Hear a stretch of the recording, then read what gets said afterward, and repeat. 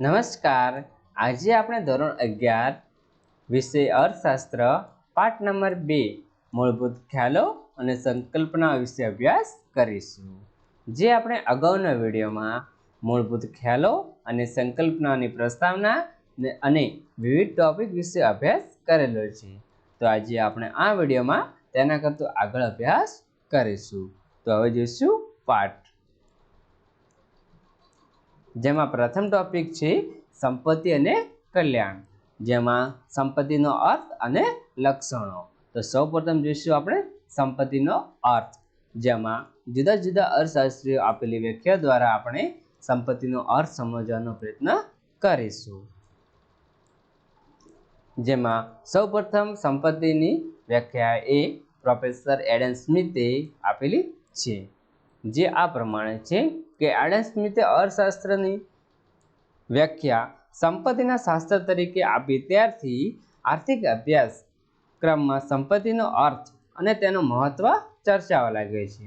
એટલે કે એડમ સ્મિથની અર્થશાસ્ત્રની વ્યાખ્યા સંપત્તિ શાસ્ત્ર તરીકે આપી ત્યારથી આર્થિક અભ્યાસક્રમમાં સંપત્તિનો અર્થ અને મહત્વ શું થવા લાગ્યું છે? ચર્ચાવા લાગ્યું છે. આ આપેલી છે પ્રોફેસર એડમ સ્મિથને સંપત્તિની વ્યાખ્યા. બીજા અર્થશાસ્ત્રી જેમનું નામ છે પ્રોફેસર આલ્ફર્ડ માર્શલે, જેમને આ પ્રમાણે વ્યાખ્યા આપી છે સંપત્તિની, કે પ્રોફેસર આલ્ફર્ડ માર્શલ અર્થ આપતા એટલે કે સંપત્તિનો અર્થ આપતા જણાવે છે કે જે વસ્તુ ઉપયોગી છે, જે વસ્તુ ઉપયોગી છે, અછતવાળી હોય છે, વિનિમય પાત્ર હોય છે, જેના પર વ્યક્તિગત માલિકી થઈ શકતી હોય તે સંપત્તિ છે. એટલે કે પ્રોફેસર આલ્ફર્ડ માર્શલે સંપત્તિનો અર્થ આપતા જણાવે છે કે જે વસ્તુ ઉપયોગી હોય છે, અછતવાળી હોય છે અને વિનિમય પાત્ર હોય છે, જેના પર વ્યક્તિગત માલિકી થઈ શકતી હોય તે સંપત્તિ છે. આ વ્યાખ્યાએ પ્રોફેસર આલ્ફર્ડ માર્શલે આપેલી છે. હવે જોઈશું આપણે જોયું આપણે સંપત્તિનો અર્થ. તો હવે જોઈશું આપણે સંપત્તિના લક્ષણો. સંપત્તિના કુલ લક્ષણો છે 6. તો પ્રથમ લક્ષણ છે તે ઉપયોગિતા ગુણ ધરાવે છે, તેની અછત હોવી જોઈએ, તે ભૌતિક ને બાહ્ય સ્વરૂપ ધરાવે છે. ચોથા નંબરમાં છે વિચારવાની શક્તિ હોવી જોઈએ, વિનિમય પાત્ર હોવું જોઈએ અને ટકાઉપણાનો ગુણ હોવો જોઈએ. આ થયા સંપત્તિના લક્ષણો. તો સૌપ્રથમ જોઈશું આપણે તે ઉપયોગિતા ગુણ ધરાવે છે, જે આપણે હવે ડિટેલમાં જોઈએ. માનવી જરૂરિયાતો સંતોષવાનો ગુણ એટલે કે ઉપયોગિતાનો ગુણ. એટલે કે માનવીના જરૂરિયાતો સંતોષવાનો ગુણ એટલે કે શું? તો તેનો આવશે ઉપયોગિતા ગુણ. સંપત્તિનું પ્રથમ લાક્ષણિકતા સંપત્તિનું પ્રથમ લાક્ષણિકતા છે કે તે માનવીની જરૂરિયાતો સંતોષવાનો અને ગુણ ધરાવે છે. એટલે કે સંપત્તિનું પ્રથમ લાક્ષણિકતા એ તે છે કે માનવીની જરૂરિયાતો સંતોષવાનો પ્રથમ ગુણ ધરાવે છે. એટલે કે તે ઉપયોગી છે,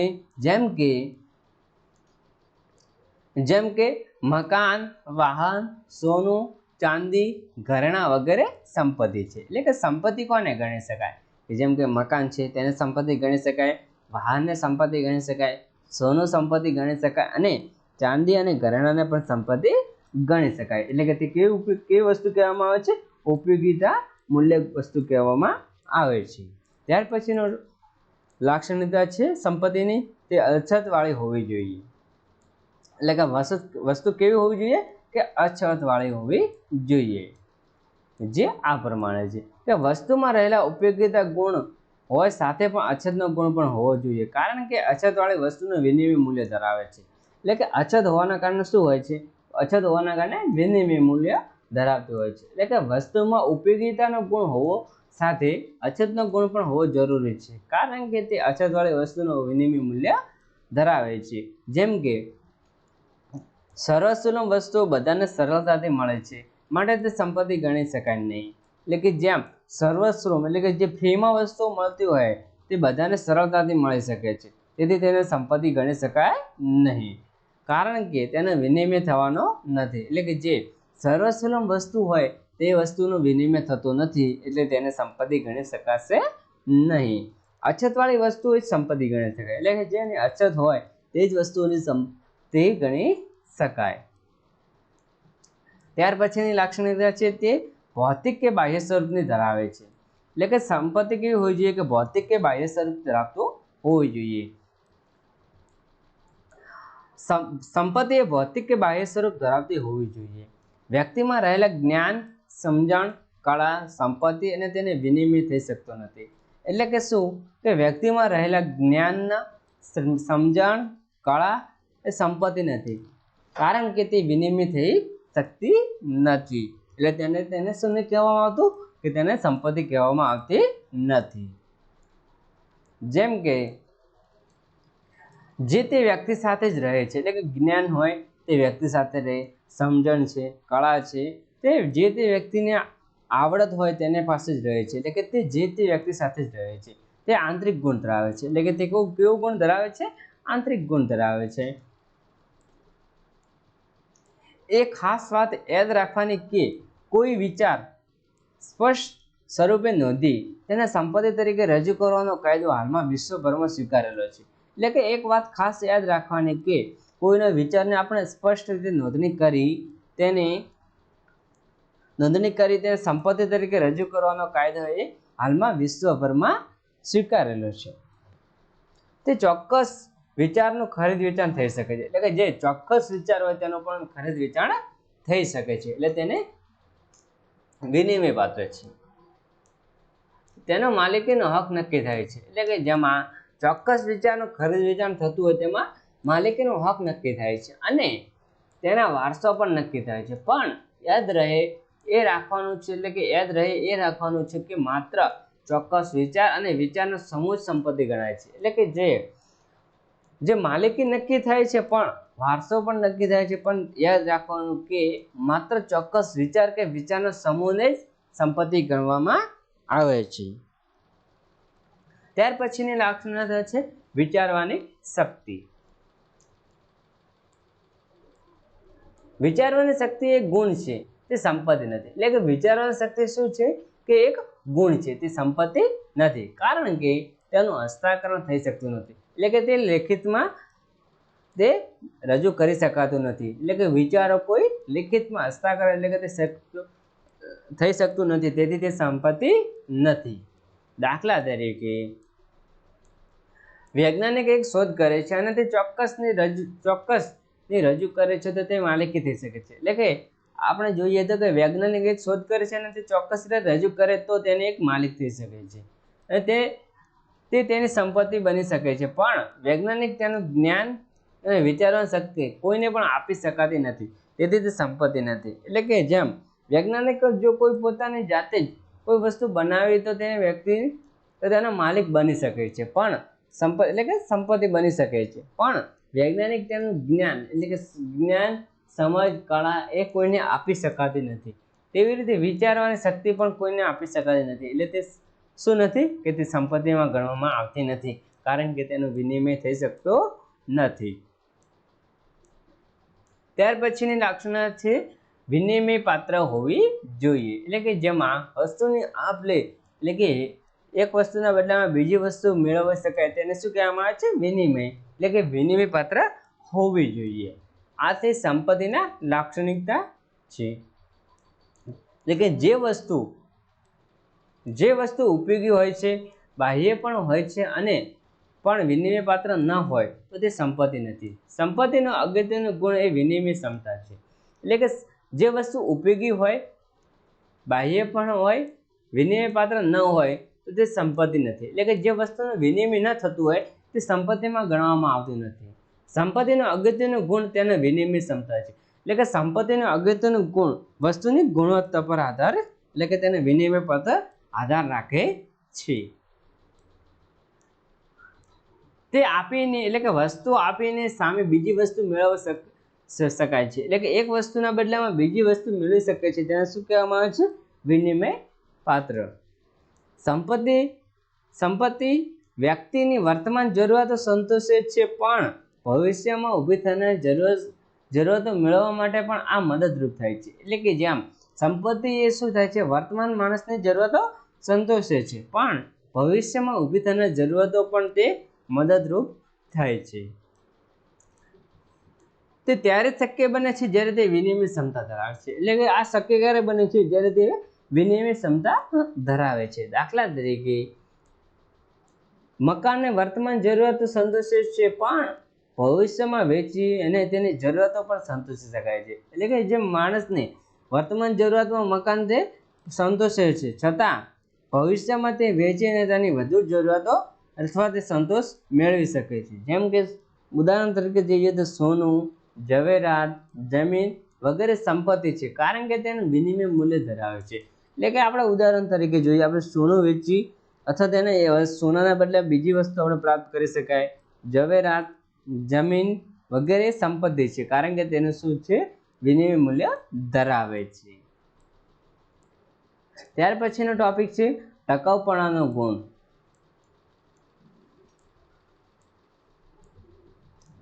સંપત્તિમાં ટકાઉપણાનો ગુણ હોય છે, એટલે કે જે સંપત્તિ હોય તેમાં કેટલા સમય સુધી રહેશે તે ટકાઉપણાનો ગુણ દર્શાવે છે.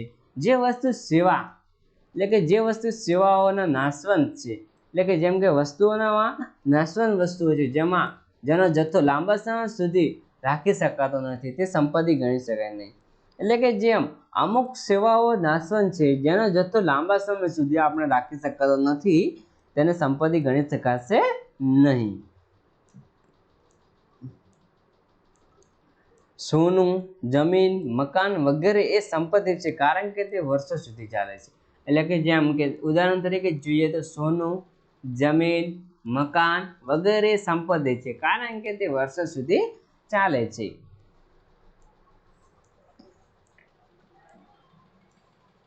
શ્રમિકોનો શ્રમ, શિક્ષકનું શિક્ષણ કાર્ય, ખેડૂત દ્વારા ઉત્પાદન નાશવંત વસ્તુઓ અને સંપત્તિ નથી, કારણ કે તે લાંબા સમય સુધી ટકાવી શકાતી નથી. તો ઉદાહરણ તરીકે જોઈએ કે ટકાઉપણાની વસ્તુ અને ઓછા સમય સુધી ચાલતી વસ્તુ, જેમ કે શ્રમિકોનો શ્રમ, શિક્ષકનું શિક્ષણ કે ખેડૂત દ્વારા પોતાના નાશવંત વસ્તુની સંપત્તિ નથી, કારણ કે તે લાંબા સમય સુધી ટકાવી શકાતી નથી. જો નાશવંત વસ્તુ લાંબા ગાળા સુધી ટકે તેવી વ્યવસ્થા જોડાય તો આજે સંપત્તિ નથી પણ આવતીકાલે સંપત્તિ બની શકે.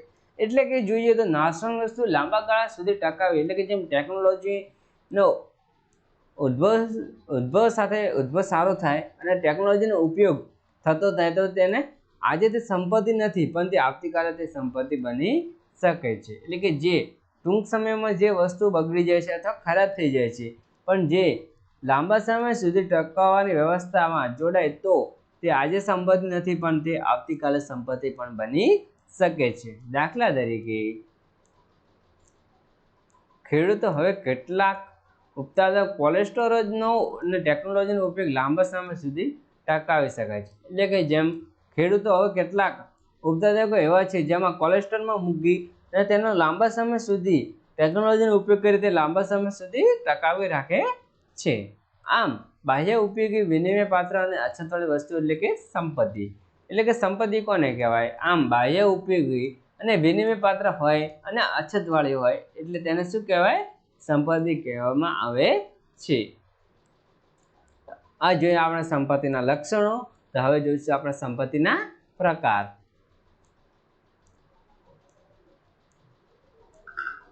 સંપત્તિના પ્રકારમાં પ્રથમ છે વ્યક્તિગત અને સંપત્તિ અને સામાજિક સંપત્તિ.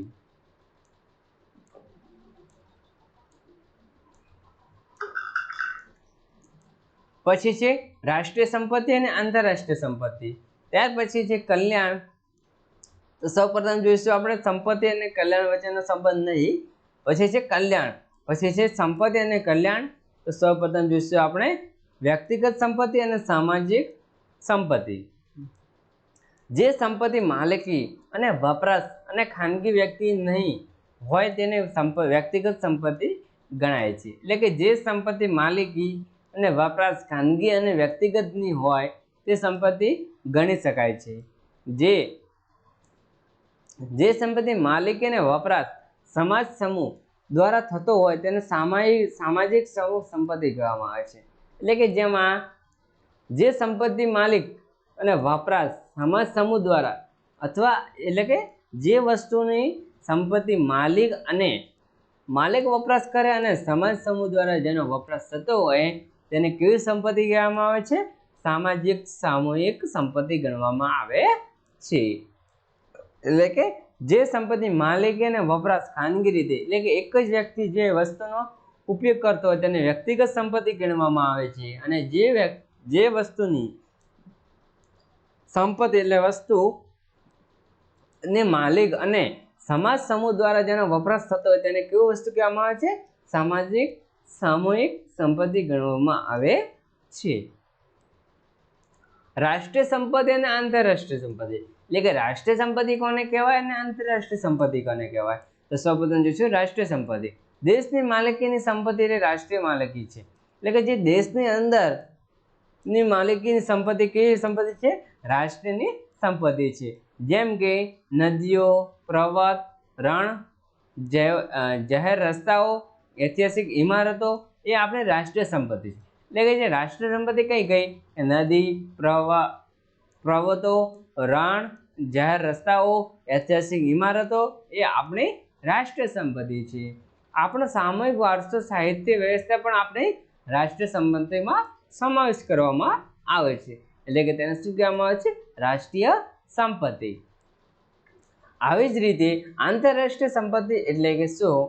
આંતરરાષ્ટ્રીય સંપત્તિ એટલે કે જેનો વિચાર કરી શકાય છે, જે સંપત્તિ માલિકી એક રાષ્ટ્રની નથી પરંતુ વિશ્વની છે તેને આંતરરાષ્ટ્રીય સંપત્તિ કહેવામાં આવે। એટલે કે આંતરરાષ્ટ્રીય સંપત્તિ એટલે શું? એટલે કે જેની માલિકી એક રાષ્ટ્રની નથી પરંતુ સમગ્ર વિશ્વની છે તેને શું કહેવામાં આવે છે? આંતરરાષ્ટ્રીય સંપત્તિ। દાખલા તરીકે જોઈએ તો કોઈ દેશની હદ છોડ્યા પછીનો દરિયા કિનારે રાષ્ટ્રીય સંપત્તિ છે, આંતરરાષ્ટ્રીય સંપત્તિ છે। એટલે કે કોઈ પણ દેશની સરહદ છોડ્યા પછીનો જે દરિયા કિનારો છે તે કેવું છે? આંતરરાષ્ટ્રીય સંપત્તિ ગણવામાં આવે છે। ત્યાર પછીનો ટોપિક છે કલ્યાણ। કલ્યાણ એટલે કે સારી સ્થિતિ, પરિસ્થિતિમાં સુધારો। કલ્યાણ એટલે કે શું? એટલે કે જે સારી સ્થિતિ, પરિસ્થિતિમાં સુધારાને શું કહેવામાં આવે છે? કલ્યાણ। આર્થિક રીતે કહી શકાય તો ભૌતિક જીવનના ધોરણમાં સુધારો અને વધુ સારી સ્થિતિનું નિર્માણ। કલ્યાણ એટલે કે શું? જેમાં સારી સ્થિતિ, પરિસ્થિતિમાં સુધારો, આર્થિક રીતે કહી શકાય તો ભૌતિક જીવનના ધોરણમાં સુધારો, વધુ સારી સ્થિતિનું નિર્માણ એટલે કે કલ્યાણ। આધ્યાત્મિક માણીને એટલે કે આધ્યાત્મિક માણીને અર્થશાસ્ત્ર સુધીનો કલ્યાણ શબ્દ વપરાય છે। એટલે કે જેમ આધ્યાત્મિક માણીને અર્થશાસ્ત્ર સુધીનો કલ્યાણ શબ્દ વપરાય છે। માણસના તમામ ક્ષેત્રો કલ્યાણ થાય તેવું ઈચ્છે છે, એટલે કે માણસના તમામ ક્ષેત્રમાં કલ્યાણ થાય તેવું તે ઈચ્છે છે અને વધુ સારું અને માત્ર એટલે કે તેને વધુ સારું અને માત્ર ટૂંકા ગાળામાં નહીં પરંતુ કાયમી ધોરણે રહે તે કલ્યાણ છે। એટલે કલ્યાણ એટલે કે શું? એટલે કે વધુ સારું અને માત્ર ટૂંકા ગાળામાં રહે નહીં પરંતુ કાયમી ધોરણે રહે તેને શું કહેવામાં આવે છે? કલ્યાણ કહેવામાં આવે છે। અર્થશાસ્ત્રમાં કલ્યાણ બે રીતે વિચારી શકાય છે, એટલે કે અર્થશાસ્ત્રમાં કલ્યાણને બે રીતે વિચારી શકાય છે, વ્યક્તિગત કલ્યાણ અને સામૂહિક કલ્યાણ। એટલે કે અર્થશાસ્ત્રમાં કલ્યાણને કેટલા વિભાગમાં વહેંચવામાં આવે છે? પ્રશ્ન પૂછાઈ શકે તો બે વિભાગમાં, વ્યક્તિગત કલ્યાણ અને સામૂહિક કલ્યાણ। તો સૌપ્રથમ જોઈશું આપણે વ્યક્તિગત કલ્યાણ। આપણે જ્યારે કલ્યાણની વાત કરીએ છીએ ત્યારે સામૂહિક કલ્યાણનો વિચાર કરવાનો છે, એટલે કે જ્યારે આપણે કલ્યાણની વાત કરીએ તે પહેલા આપણે સામૂહિક કલ્યાણની વિચાર કરવાનો છે। વળી કલ્યાણ આર્થિક પરિસ્થિતિમાં માપી શકાય તેવા સુધારા સાથે ગુણાત્મક પરિવર્તન સાથે સંબંધ છે, એટલે કે આર્થિક વૃદ્ધિ કરતા આર્થિક વિકાસ સાથે સંકળાયેલી બાબતો અને વળી કલ્યાણનો મોટો આધાર આવક વૃદ્ધિ કરતા યોગ્ય વહેંચણી પર રહેલો છે। એટલે કે શું? વળી કલ્યાણના આર્થિક પરિસ્થિતિમાં માપી શકાય, એટલે કે આર્થિક પરિસ્થિતિમાં માપી શકાય અને સુધારા સાથે ગુણાત્મક પરિવર્તન સંબંધો છે। એટલે કે કલ્યાણના કોના સાથે સંબંધો છે? ગુણાત્મક પરિવર્તનો સાથે સંબંધ છે, એટલે કે આર્થિક વૃદ્ધિ કરતા આર્થિક વિકાસ સાથે સંકળાયેલા બાબતો છે। એટલે કે કલ્યાણ કેવી બાબતો સાથે સંકળાયેલી બાબત છે? આર્થિક વૃદ્ધિ કરતા આર્થિક વિકાસ સાથે વધુ સંકળાયેલી હોય છે। વળી કલ્યાણ મોટો આધાર આવક વૃદ્ધિ કરતા આવકની યોગ્ય વહેંચણી પર રહેલી છે. એટલે કે કલ્યાણનો મોટો આધાર કોના ઉપર હોય છે? આવક વૃદ્ધિ કરતા આવકની યોગ્ય વહેંચણી પર રહેલો હોય છે. આ જોયું આપણે કલ્યાણ. હવે જોઈશું સંપત્તિ અને કલ્યાણ વચ્ચેનો સંબંધ. સામાન્ય રીતે એવું માનવામાં આવે છે કે વ્યક્તિગત સંપત્તિમાં વધારો થાય ત્યારે કલ્યાણમાં પણ વધારો થાય છે. એટલે કે સામાન્ય રીતે એવું માનવામાં આવે છે કે સંપત્તિમાં વધારો થાય તો કલ્યાણમાં પણ વધારો થાય છે. દેશની સંપત્તિમાં વધારો થાય તેથી લોકોનું પણ કલ્યાણ થાય છે. એટલે કે જેમ દેશ એ સારી પ્રગતિ અને સારો વિકાસ થતો હોય તે લોકોનું પણ જીવન ધોરણ સુધરે છે. એટલે કે દેશની સંપત્તિમાં વધારો થાય અને દેશના લોકોનું પણ કલ્યાણ થાય છે. એટલે કે જેમ દેશનો વિકાસ થાય તેના કારણે લોકોનો પણ વિકાસ થાય છે. પણ વ્યક્તિગત માટે આ બાબત સાચી હોય છે પણ દેશ માટે ના હોય. પણ વ્યક્તિગત માટે આ બાબત સાચી હોય છે પણ દેશ માટે ન હોય. ઉપર જણાવે તેમ કલ્યાણ આવક અને વહેંચણી સાથે સંબંધ છે. એટલે કે ઉપર જણાવ્યા પ્રમાણે આવક અને કલ્યાણની આવક સાથે સંબંધ છે. દેશની સંપત્તિમાં વધારો થાય પણ થોડાક લોકોના હાથમાં જ કેન્દ્ર થયેલી હોય તો દેશના બધા લોકોને કલ્યાણ થતું નથી. એટલે કે શું? જેમ દેશના સારા પ્રગતિ અને દેશનો સારો વિકાસ થયો હોય પણ દેશના અમુક લોકોને હાથમાં જ કેન્દ્ર થયેલું, એટલે કે દેશના સંચાલક અમુક લોકોના હાથમાં જ હોય, તેના કારણે બધા લોકોને તેનો લાભ લઈ શકતા નથી. તેના કારણે તેનું પણ કલ્યાણ થતું નથી. એટલે કે દેશની સંપત્તિમાં વધારો થાય પણ થોડાક લોકોના હાથમાં જ કેન્દ્ર થયેલી હોય છે તો દેશના બધા લોકોને કલ્યાણ થતું નથી. કલ્યાણને પ્રજા સામાજિક અને સાંસ્કૃતિક મૂલ્ય સાથે પણ જોડવામાં આવે તો સંપત્તિ અને કલ્યાણ સીધો માપી શકાતો નથી.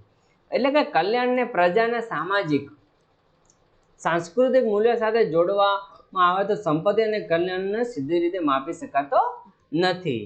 એટલે કે જેમ કલ્યાણને પ્રજાના સામાજિક અને સાંસ્કૃતિક મૂલ્ય સાથે પણ જોડવામાં આવે તો સંપત્તિને સીધો રીતે માપી શકાતી નથી. કારણ કે અર્થશાસ્ત્ર નૈતિક મૂલ્યોનો નિર્ણય કરતું નથી. એટલે કે અર્થશાસ્ત્ર નૈતિક મૂલ્યોનો નિર્ણય કરતો નથી, જે આપણે આગળ અભ્યાસ કરી ચૂકેલા છે. અર્થશાસ્ત્ર કેવી બાબતોનો અભ્યાસ કરતો નથી, જે વિવિધ અર્થશાસ્ત્ર વ્યાખ્યા આપી હતી તેમાં પ્રશ્ન આવી ગયો હતો કે અર્થશાસ્ત્ર કેવી બાબતોનો અભ્યાસ કરતો નથી તો નૈતિક બાબતોનો અભ્યાસ કરતો નથી, કારણ કે અર્થશાસ્ત્ર તેનો નિર્ણય કરતો નથી. આમ છતાં ભૌતિક કલ્યાણ અને વિચાર કરીએ તો દેશના આવકમાં વધારો થાય છે, સાથે આવકની વહેંચણી અને પણ સુધારો એ કલ્યાણમાં પણ વધારો થાય તેમ કહી શકાય. પણ એટલે કે આમ છતાં ભૌતિક કલ્યાણ અને વિચાર કરીએ તો દેશના આવકમાં વધારો થાય છે, આવક સાથે વહેંચણીને પણ સુધારે તો કલ્યાણમાં પણ વધારો થાય છે તેમ કહી શકાય. ત્યાર પછીનો ટોપિક છે ઉત્પાદન અને સાધનો. તો આના ઉપર આપણે જોયું તો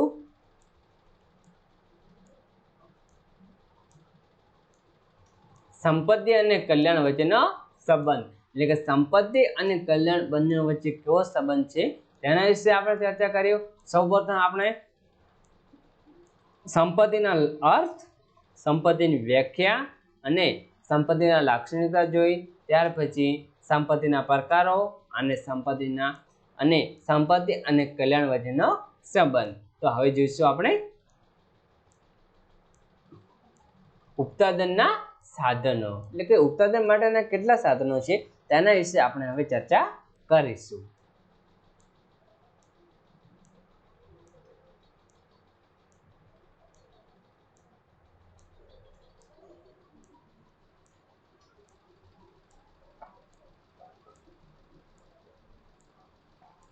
ઉત્પાદનના મુખ્ય 4 સાધનો છે. એટલે કે ઉત્પાદનના મુખ્ય 4 સાધનો છે: જમીન, શ્રમ, નિયોજક અને મૂડી. એટલે કે ઉત્પાદન માટેના મુખ્ય 4 સાધનો છે. કયા?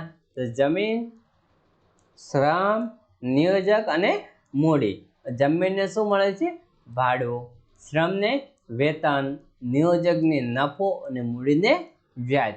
તો આપણે હવે એક પછી એક ઉત્પાદનના સાધનો વિશે માહિતી મેળવી.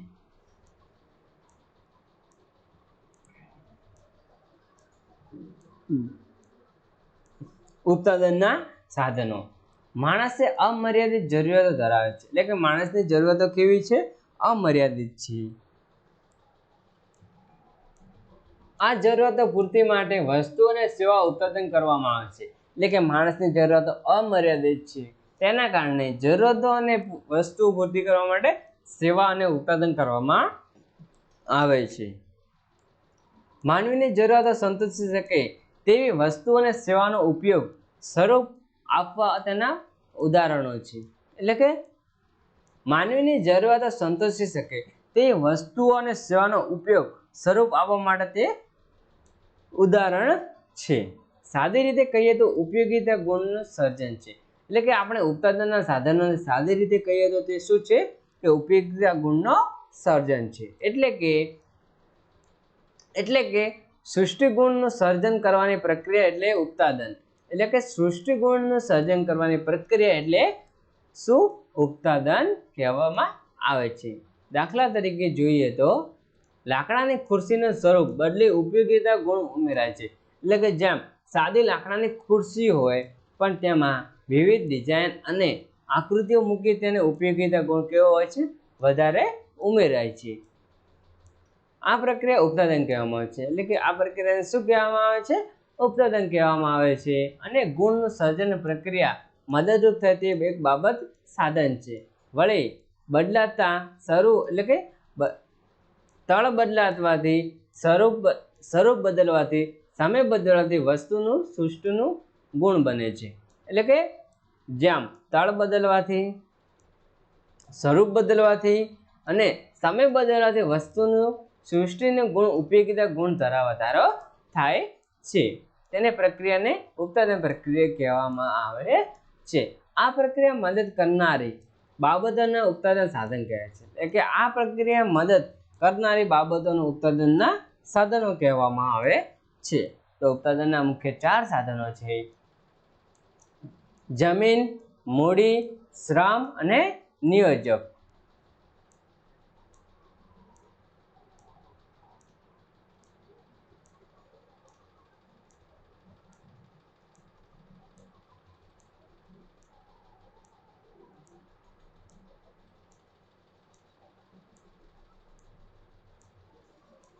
એટલે કે ઉત્પાદનના મુખ્ય 4 સાધનો છે: જમીન, મૂડી, શ્રમ અને નિયોજક. તો સૌપ્રથમ જોઈશું ઉત્પાદનના પ્રક્રિયામાં 4 સાધનો મહત્વનું એક સરખું છે. એટલે કે જેમ ઉત્પાદનના 4 સાધનોનું ઉત્પાદન પ્રક્રિયામાં 4 સાધનોનું મહત્વનું કેવું છે? એક સરખું છે. ઉત્પાદનની ન્યાયની વહેંચણી, એટલે કે ઉત્પાદનની ન્યાયની પ્રક્રિયાની વહેંચણી 4 ઉત્પાદન સાધનો તેમના ફાળા મુજબ વળતર આપે છે. એટલે કે જેમ ઉત્પાદનની વહેંચણી પ્રક્રિયા અને તેના ઉત્પાદનના 4 સાધનોના આપેલા ફાળા મુજબ તેનું વળતર આપે છે. પ્રોફેસર માર્શલ જણાવે છે કે ઉત્પાદનના મૂળ 2 સાધનો છે. એટલે કે ઉત્પાદનના મુખ્ય 2 સાધનો છે. પ્રથમ છે કુદરતી અને બીજું છે માણસ. એટલે કે પ્રોફેસર માર્શલ એવું પણ કહે છે કે ઉત્પાદનના મુખ્ય 2 સાધનો છે. એક છે કુદરતી, બીજું છે માણસ સર્જિત. ઉત્પાદનના 4 સાધનોનો પરિચય મેળવીએ. તો સૌપ્રથમ ભૂમિ એટલે કે જમીન. સામાન્ય વ્યવહારમાં જમીન એટલે કે પૃથ્વી ઉપરની સપાટીના વસવાટ વાળી ભૂમિને શું કહેવામાં આવે છે? જમીન કહેવામાં આવે છે. એટલે કે જમીનની વ્યાખ્યા શું થાય કે સામાન્ય રીતે જમીન એટલે કે પૃથ્વીની ઉપરની સપાટી પર વસવાટ કરનાર પૃથ્વીની ઉપરની સપાટી પર માણસને વસવાટ કરે છે તેને શું કહેવામાં આવે છે? જમીન કહેવામાં આવે છે. પણ અર્થશાસ્ત્રમાં જમીનનો વિસ્તૃત અર્થ થાય છે, પણ આપણે સામાન્ય વ્યાખ્યા છે, પણ તેના અર્થશાસ્ત્ર જમીનનો વિસ્તૃત અર્થ થાય છે. તો સૌપ્રથમ પ્રોફેસર માર્શલે આપેલી વ્યાખ્યા વિશે અભ્યાસ કરીશું. પ્રોફેસર માર્શલ એવું માને છે કે મનુષ્યને મદદરૂપ થતા કુદરતી પરિબળો જમીન છે. એટલે કે આવા પરિબળો પાણી, સૂર્યપ્રકાશ, આબોહવા, સમૂહ એટલે કે જમીન. એટલે કે પ્રોફેસર માર્શલ એવું માને છે કે જમીન એટલે કે મનુષ્યને મદદરૂપ થતા કુદરતી પરિબળો જમીન છે, એટલે કે પાણી, સૂર્યપ્રકાશ, આબોહવા, સમૂહ એટલે કે જમીન કહેવામાં આવે છે.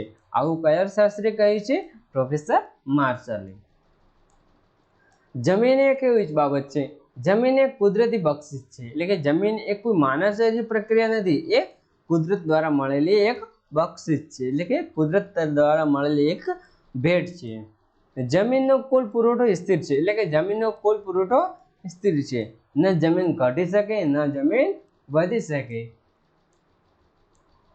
ત્યાર પછી જમીન એ ભૌગોલિક રીતે ગતિશીલ છે, એટલે કે જમીન એ ભૌગોલિક રીતે કેવી હોય છે? ગતિશીલ છે. જમીનની તેની ફળદ્રુપતા જુદી જુદી હોય છે, એટલે કે જમીનની ગુણવત્તા વિસ્તાર પ્રમાણે તેનો બદલાતી હોય છે, એટલે કે તેની ફળદ્રુપતા જુદી જુદી હોય છે. ભૂમિની માતા એટલે કે ભૂમિને વળતર, જે ભૂમિને આપણે વળતર તરીકે મળતું હોય તેને શું કહેવામાં આવે છે? ભાડું કહેવામાં આવે છે. એટલે કે જે ભૂમિના બદલામાં, એટલે કે જે ભૂમિના વળતરમાં મળતું હોય તેને ભાડું કહેવામાં આવે છે. બીજા અર્થમાં સમજીએ તો અર્થશાસ્ત્ર જમીન એટલે કે અર્થશાસ્ત્રમાં જમીન એટલે કે કુદરત પાસેથી પૃથ્વી ઉપરની નીચે અને પૃથ્વીની સપાટી પર જે પ્રાપ્ત થયેલું છે તે પૃથ્વીની સપાટી એટલે કે જે સપાટી એટલે જમીન, પાણી અને જંગલ, એટલે કે બીજા અર્થમાં આપણે જમીનને સમજીએ તો અર્થશાસ્ત્રમાં જમીન એટલે કે કુદરત પાસેથી પૃથ્વી ઉપર નીચે અને પૃથ્વીની સપાટી પર જે પ્રાપ્ત થયેલું છે, એટલે કે પૃથ્વીની સપાટી પર પાણી, જમીન, એ જંગલ વગેરે, પૃથ્વીની સપાટી નીચે એટલે કે જેમ ખનિજો, પ્રવાહ, પેટ્રોલિયમ વગેરે એ જમીન કહેવામાં આવે છે. અને પૃથ્વીની સપાટી એટલે કે પૃથ્વીની સપાટી એટલે કે શું? એટલે કે જેમાં સૂર્યપ્રકાશ, પવન વગેરે પ્રાપ્ત કરી શકાય છે. જેમની પાસે જમીન હતી, એટલે કે જેમની પાસે જમીન હતી તેનો ઉપયોગ માટે કિંમતી વસૂલાત કરવાની શરૂ કરી છે, એટલે કે જમીન માલિકી એ આ પ્રકારની ચૂકવણી માટે તેને શું મળે છે? ભાડું મળે છે. એટલે કે જેમની પાસે જમીન હતી તેનો ઉપયોગ માટે, એટલે કે જમીનનો ઉપયોગ વધવા લાગ્યો, તેમની કિંમતની વસૂલાત શરૂ કરી છે, અને જમીન માલિકે તેને આ પ્રકારની ચૂકવણી માટે ભાડું લે છે, એટલે કે જમીન ભાડા આપવામાં આવે છે. એટલે કે જે અમુક વિસ્તારમાં જમીન આપવીને તેના બદલામાં શું મેળવે છે? ભાડું મેળવે છે. એટલે કે જમીનની વળતરમાં આપણે શું મળે છે? ભાડું આપવામાં આવે છે. આ જોઈએ આપણે ઉત્પાદનના પ્રથમ 4 માંથી પ્રથમ પ્રકારમાં જમીન એટલે કે ભૂમિના વળતરમાં શું મળે છે? ભાડું. હવે એના પછીનો શ્રમ. અન્ય વ્યક્તિની દેખરેખ હેઠળ વર્તન અપેક્ષા સાથે થતું માનસિક અને શારીરિક કાર્ય તે શ્રમ છે, અને તેના શ્રમિકો કરનાર શ્રમિકો છે. એટલે કે શ્રમ એટલે કે શું? અન્ય વ્યક્તિની દેખરેખ હેઠળ વર્તન અપેક્ષા સાથે થતું માનસિક અને શારીરિક કાર્ય, એટલે કે જે અન્ય વ્યક્તિ એટલે કે બીજા વ્યક્તિની દેખરેખ હેઠળ વર્તન અને અપેક્ષા સાથે માનસિક રીતે અને શારીરિક રીતે જે શ્રમ એટલે કે જે કાર્ય કરવામાં આવે છે તેને શું કહેવામાં આવે છે? શ્રમિક કહેવામાં આવે છે.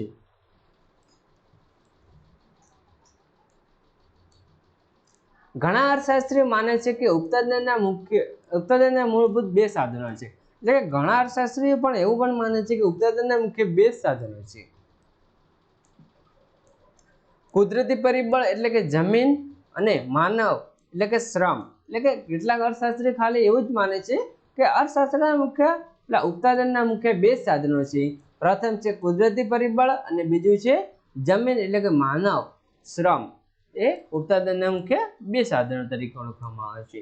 ઉત્પાદનના અગત્યના સાધનો તરીકે શ્રમના લક્ષણો નીચે મુજબ છે. એટલે કે ઉત્પાદનના અગત્યના સાધન તરીકે શ્રમના મુખ્ય લક્ષણો નીચે મુજબ છે. શ્રમ અને શ્રમિક અવિભાજ્ય છે. એટલે કે શ્રમ અને શ્રમિક કેવા છે? અવિભાજ્ય છે. શ્રમ એ નાશવંત છે, શ્રમ કેવું છે? નાશવંત એટલે કે ટૂંકા ગાળા માટેનું હોય છે. સામાજિક માનસિક કારણે ગતિશીલ અસર કરે છે, એટલે કે જેમ સામાજિક અને માનસિક કારણે શ્રમ કેવું ગતિશીલ અસર કરે છે. દરેક શ્રમિકો કાર્યક્ષમતા જુદી જુદી હોઈ શકે, એટલે કે દરેક વ્યક્તિની કાર્યક્ષમતા કેવી હોઈ શકે? તો જુદી જુદી હોઈ શકે.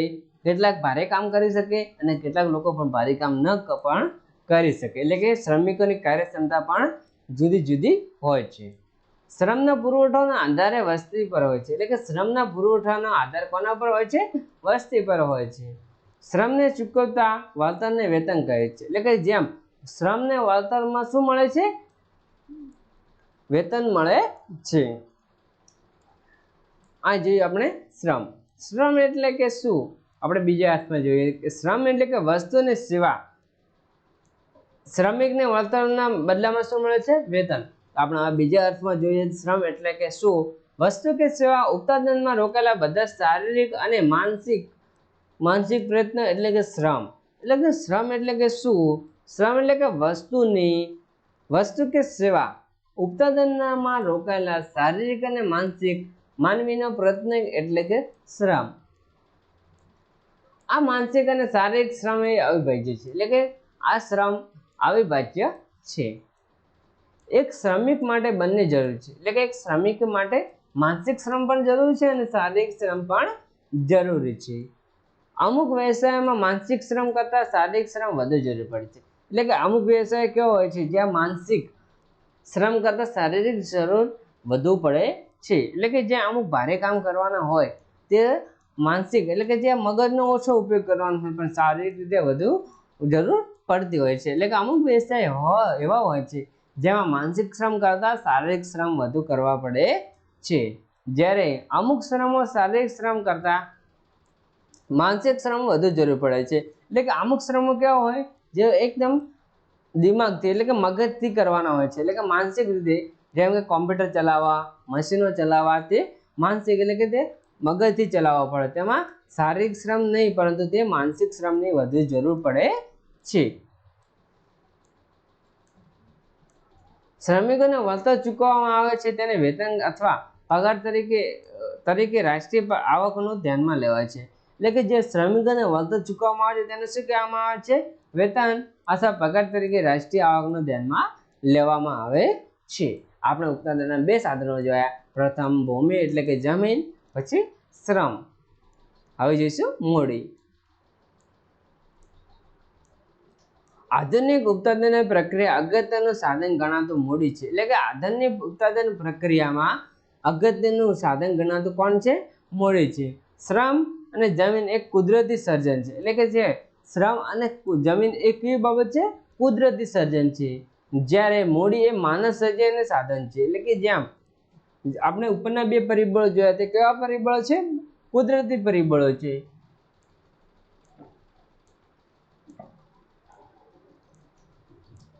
જ્યારે મૂડી એ માનવ સર્જિત ઉત્પાદન સાધન છે. મૂડી એટલે કે એક એવી ભૌતિક વસ્તુ જેમાં ઉત્પાદનને મદદરૂપ થાય છે. એટલે કે મૂડી એટલે કે શું? મૂડી એટલે કે એક એવી ભૌતિક વસ્તુ જેમાં ઉત્પાદન મદદરૂપ થાય છે. મૂડીને ઉત્પાદન અને ઉત્પાદનના સાધનો માનવામાં આવે છે, કારણ કે મૂડી એક એવી ભૌતિક વસ્તુ છે જેના ઉત્પાદન થયું છે તે હવે ઉત્પાદન મદદરૂપ થાય છે. એટલે કે મૂડી શું છે? મૂડી ઉત્પાદન અને ઉત્પાદનના સાધનો માનવામાં આવે છે. એટલે કે મૂડીને શું માનવામાં આવે છે? ઉત્પાદન અને ઉત્પાદનના સાધન માનવામાં આવે છે, કારણ કે મૂડી એક એવી ભૌતિક વસ્તુ છે જેનું ઉત્પાદન થયું છે અને હવે તે ઉત્પાદન મદદ કરે છે. એટલે કે મૂડીનું ઉત્પાદન થયું છે અને હવે તે ઉત્પાદનમાં મદદ કરે છે. દાખલા તરીકે ટ્રેક્ટરનું ઉત્પાદન થયું છે અને હવે તે ખેતીમાં ઉત્પાદનમાં કામ કરે છે. એટલે કે આપણે ઉદાહરણ તરીકે જોઈએ તો ટ્રેક્ટર એક ઉત્પાદન એટલે કે ટ્રેક્ટર એક બની ગયું છે. તે હવે શા માટે કોના ઉપયોગમાં આવે છે? ખેતી કરવામાં ઉપયોગમાં આવે છે. એટલે કે ટ્રેક્ટરનું ઉત્પાદન થયું છે તે હવે ખેતીમાં ઉપયોગમાં આવે છે. મૂડી અને સંપત્તિ વચ્ચે પણ તફાવત છે, કારણ કે સંપત્તિ ભૌતિક છે. એટલે કે મૂડી અને સંપત્તિ વચ્ચે પણ તફાવત છે, કારણ કે તેમાં વચ્ચે શું છે? મૂડી એ સંપત્તિ એ ભૌતિક છે, પણ બધી સંપત્તિ એ ઉત્પાદન પ્રક્રિયામાં સામેલ થતી નથી, એટલે કે બધી સંપત્તિ એ ઉત્પાદન પ્રક્રિયામાં સામેલ થતી નથી. એટલે કે મૂડી એટલે કે બધા જ માનવ નિર્મિત સાધનો, જેમ કે જમીનનું નિર્માણ, બંધારણ, યંત્રો, સાધનો, વાહનો, માલ સામાન, સંગ્રહ વગેરે. એટલે મૂડી એટલે કે શું? જેમાં માનવ નિર્મિત સાધનો, જેમ કે જમીનનું નિર્માણ, બંધારણ, યંત્રો, સાધનો અને માલ સામાન વગેરે સંગ્રહ. મૂડી ઉત્પાદન માટેના માલિકોને ચૂકવણી થાય છે તેને તરીકે ઓળખવામાં આવે છે. એટલે કે મૂડી ઉત્પાદન માટેના માલિકોને ચૂકવણી થાય છે તેને તે તરીકે ઓળખવામાં આવે છે. આ જોયું આપણે ઉત્પાદનના ત્રીજું સાધન, જેનું નામ હતું મૂડી. હવે જોઈશું મૂડીના લક્ષણો. ઉત્પાદનમાં માનવ સર્જિત સાધન છે, એટલે કે મૂડી કેવું સાધન છે? ઉત્પાદનમાં માનવ સર્જિત સાધન છે. સૌથી ગતિશીલ અને ઉત્પાદનનું સાધન છે, એટલે કે સૌથી ગતિશીલ એ માનવ ઉત્પાદનનું સાધન છે. અછત ધરાવતું સાધન છે, એટલે કે મૂડી કેવું સાધન છે? અછત ધરાવતું સાધન છે. મૂડીને વળતર અને વ્યાજ મળે છે, એટલે કે મૂડીના બદલામાં આપણે શું મળે છે? વ્યાજ મળે છે. આ થયા મૂડીના લક્ષણો. હવે જોઈશું નિયોજક. નિયોજક એટલે શું? ઉત્પાદનના સાધનો સંયોજન અને કરનારને નિયોજક કહેવામાં આવે છે. એટલે કે ઉત્પાદનના સાધનો સંયોજન એટલે કે જોડાણ કરનાર, તેને શું કહેવામાં આવે છે? નિયોજક કહેવામાં આવે છે. જો કે વ્યવસ્થાપન અને નિયોજક વચ્ચે તફાવત છે, એટલે કે જેમ નિયોજક અને વ્યવસ્થાપન વચ્ચે પણ તફાવત જોવા મળે છે. વ્યવસ્થાપન એ વેતન પ્રાપ્તિ અને કર્મચારી છે, એટલે કે વ્યવસ્થાપન એ વેતન પ્રાપ્તિ અને કર્મચારી છે, જ્યારે સાધન વ્યવસ્થા કરે છે. નિયોજક સ્વતંત્રપણે જોખમ ઉઠાવે છે અને તેનું વર્તન નિશ્ચિત નથી. એટલે કે નિયોજક સ્વતંત્રપણે જોખમ ઉઠાવે છે પણ તેનું વર્તન નિશ્ચિત નથી. જમીન અને મૂડી, શ્રમ અને સંયોજન દ્વારા ઉત્પાદન પ્રક્રિયાને યોજીને આવક મેળવવાનો પ્રયત્ન કરે છે. નિયોજક ઉત્પાદનના ત્રણેય સાધનોનું નિશ્ચિત વળતર આપે છે અને તેનું જ વળતર નિશ્ચિત નથી.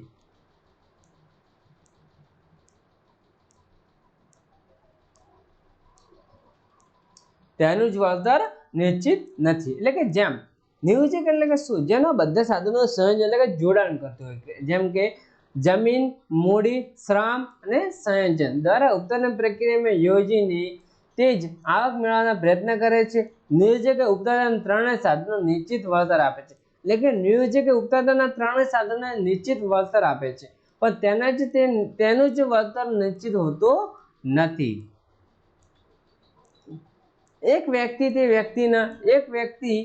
કે તે વ્યક્તિના સમૂહ દ્વારા એક ધંધાની શરૂઆત અને તેને એક સંગઠનનો પ્રયાસ. જો કોઈ વ્યક્તિની શરૂઆત નહીં કરે તો વાંધો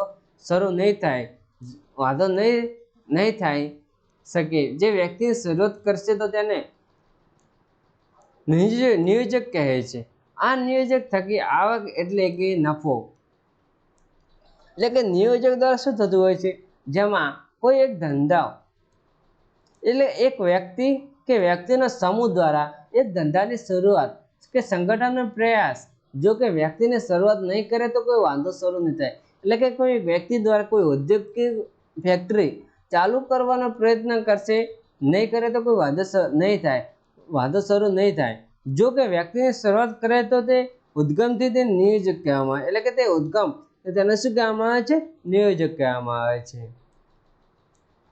આ નિયોજક થતી આવક એટલે કે નફો, એટલે કે જેમ કોઈ વ્યક્તિ અથવા વ્યક્તિનો સમૂહ દ્વારા કોઈ ઉદ્યોગ સ્થાપી જેમાંથી જે વળતર મળે છે તેને શું કહેવામાં આવે છે? નફો કહેવામાં આવે છે.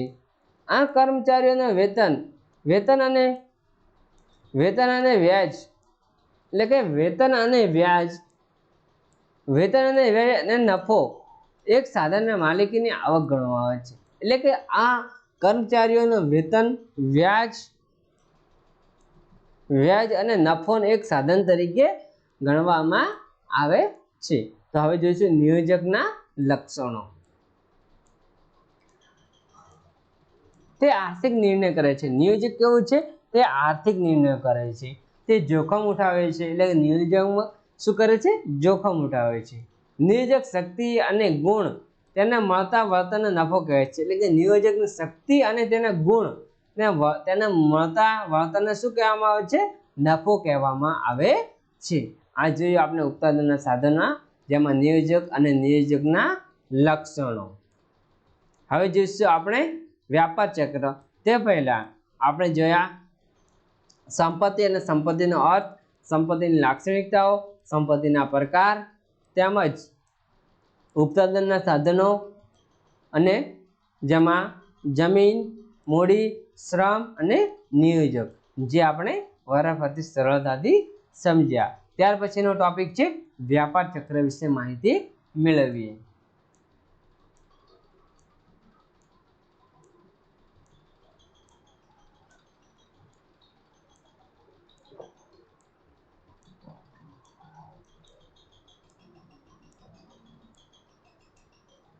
વ્યાપાર ચક્ર એટલે શું?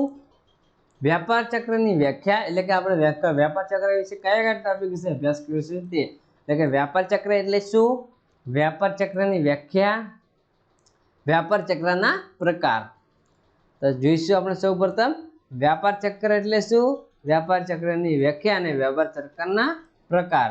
તો પ્રથમ પ્રકાર છે આકસ્મિક અને આર્થિક પરિવર્તનો, બીજું છે મોસમી અને આર્થિક પરિવર્તનો, ત્રીજું છે દીર્ઘકાલિક આર્થિક પરિવર્તનો, ચોથું છે ચક્રવર્તી આર્થિક પરિવર્તનો.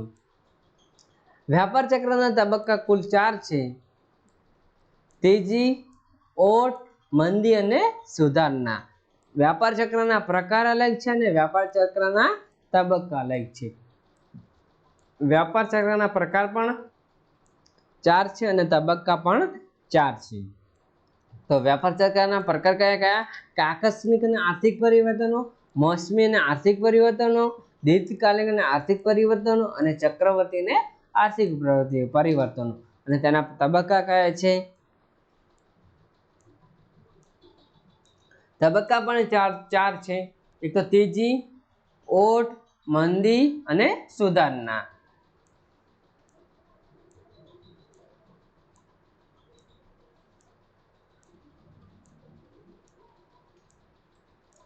તેજી, ઓટ, મંદી અને સુધારણા. તો સૌપ્રથમ આપણે જોઈશું વ્યાપાર ચક્રની વ્યાખ્યા, જે પ્રોફેસર હેબલરે આપેલી છે, જે આ પ્રમાણે છે. પ્રોફેસર હેબલર જણાવે છે કે અર્થતંત્રમાં વારાફરતી સારા અને ખરાબ આર્થિક પરિવર્તનો એટલે વ્યાપાર ચક્ર. એટલે કે વ્યાપાર ચક્ર એટલે કે શું? તો પ્રોફેસર હેબલર જણાવે છે કે વ્યાપાર ચક્રમાં વારાફરતી અર્થતંત્રમાં આવતા સારા અને ખરાબ પરિવર્તન એટલે કે વ્યાપાર ચક્ર. આ કોણ આપી છે આ વ્યાખ્યા? પ્રોફેસર હેબલરે આપેલી છે. ત્યાર પછી પ્રોફેસર હોટરે જણાવે છે કે વ્યાપાર ચક્ર એ સારા અને ખરાબ તબક્કા કે જે વારાફરતી આવે છે તેને પણ વ્યાપાર ચક્ર કહે છે. એટલે કે પ્રોફેસર હોટરે જે જણાવે છે કે વ્યાપાર ચક્ર એ સારા અને ખરાબ તબક્કા કે જે વારાફરતી આવે છે તેને શું કહેવામાં આવે છે? વ્યાપાર ચક્ર કહેવામાં આવે છે. આ વ્યાખ્યા કયા અર્થશાસ્ત્રી આપેલી છે? પ્રોફેસર હોટરે.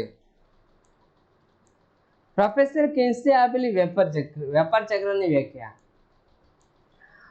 વ્યાપાર ચક્ર એ સારા વ્યાપારના સમયગાળા દરમિયાન ભાવ વધતા જતા હોય છે અને બેકારી અને ટકાવારી નીચી હોય છે, જ્યારે નબળા વ્યાપાર ચક્રના સમયગાળા દરમિયાન ભાવ ઘટતા હોય છે અને બેકારીના ટકાવારી પ્રમાણ ઊંચું જોવા મળે છે. એટલે કે પ્રોફેસર કેન્સ એવું કહે છે કે વ્યાપાર ચક્રના સારા વ્યાપારના સમયગાળા દરમિયાન ભાવો વધતા જતા હોય છે અને બેકારીના ટકાવારી નીચી હોય છે, જ્યારે નબળા અને વ્યાપાર ચક્ર સમયગાળા દરમિયાન ભાવમાં ઘટતા જતા હોય છે અને બેકારીનું પ્રમાણ વધતું જતું હોય છે. આ પ્રોફેસર કેન્સ જણાવે છે. ત્યાર પછી મિસાઇલ અને ઓથોકરે આપેલી વ્યાપાર ચક્રની વ્યાખ્યા. વ્યાપાર ચક્ર એક એવી સમય એટલે કે વ્યાપાર ચક્ર એક એવા સમય ઘણી આર્થિક પ્રવૃત્તિઓમાં જણાતી તેજી, ઓટ, મંદી અને સુધારણા જે અંતે વ્યાપાર ચક્ર તેજીમાં મળી જાય છે, એટલે કે ભળી જાય છે. વ્યાપાર ચક્ર એટલે કે શું? વ્યાપાર ચક્ર કે એક સમયે ઘણી આર્થિક પ્રવૃત્તિઓ જેમ કે તેજી થતી હોય, ઓટ થતી હોય, મંદી થતી હોય અને સુધારણા જે અંતે વ્યાપાર ચક્રમાં તેજીમાં ભળી જાય છે. એટલે કે તેજી પણ હોઈ શકે, ઓટ પણ હોઈ શકે, મંદી હોઈ શકે, પણ સુધારણા પછી તે અંતે બીજા તબક્કામાં તે તેજીમાં ભળી જાય છે. વ્યાપાર ચક્ર પરિવર્તન ક્રમ વારંવાર ચાલ્યા કરે છે. એટલે કે વ્યાપાર ચક્રનો પરિવર્તન ક્રમ કેવો હોય છે? વારંવાર ચાલતું હોય છે. કોઈક સમય તેજી હોય, કોઈક સમય મંદી હોય, કોઈક સમય ઓટ હોય અને કોઈક સમય સુધારણા હોય છે, પણ નિયતકાલિક હોતી નથી. એટલે કે તેમાં કોઈ નિયતકાલિક એટલે તેમાં કોઈ સમય નક્કી હોતો નથી. વ્યાપાર ચક્ર સામે એટલે કે વ્યાપાર ચક્ર સામે મર્યાદિત કરો છો. વધુ વર્ષથી માંડી એટલે કે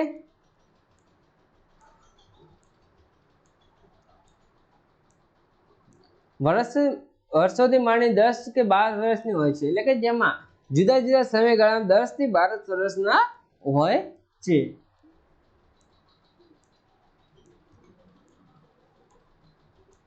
એક વર્ષ તેથી વધુ એટલે કે એક વર્ષ કે તેથી વધારે સમય સુધી ચાલતી તેજી કે મંદીના મોજા જેવી આર્થિક પ્રવૃત્તિને ઉથલપાથલને વ્યાપાર ચક્ર કહે છે.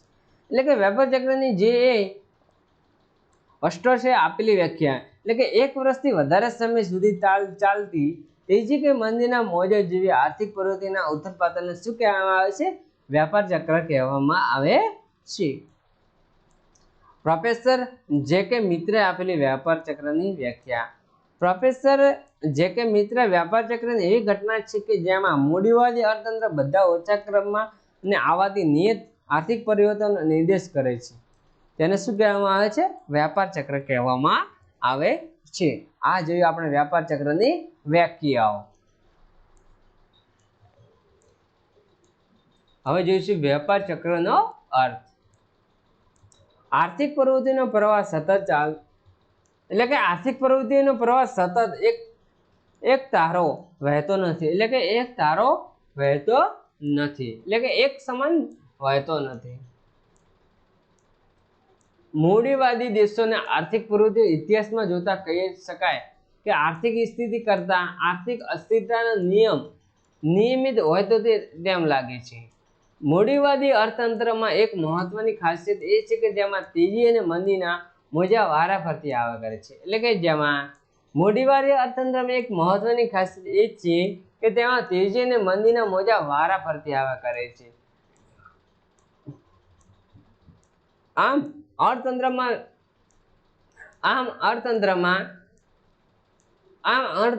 જેનું મંદીનું વારાફરતી થતું આગમન એ વ્યાપાર ચક્ર તરીકે ઓળખવામાં આવે છે.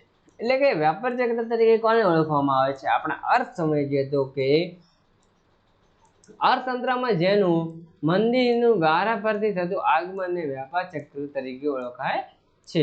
બીજી રીતે કહીએ તો આર્થિક પ્રવૃત્તિને ચળ ઉતર કે ભરતી ઓટના વ્યાપાર ચક્ર કહેવામાં આવે છે. એટલે કે વ્યાપાર ચક્ર આપણે જુદી જુદી રીતે સમજીએ તો બીજી રીતે કહીએ તો કે પ્રવૃત્તિની એટલે કે ચડ ઉતર ને ભરતીને શું કહેવામાં આવે છે? વ્યાપાર ચક્ર કહેવામાં આવે છે.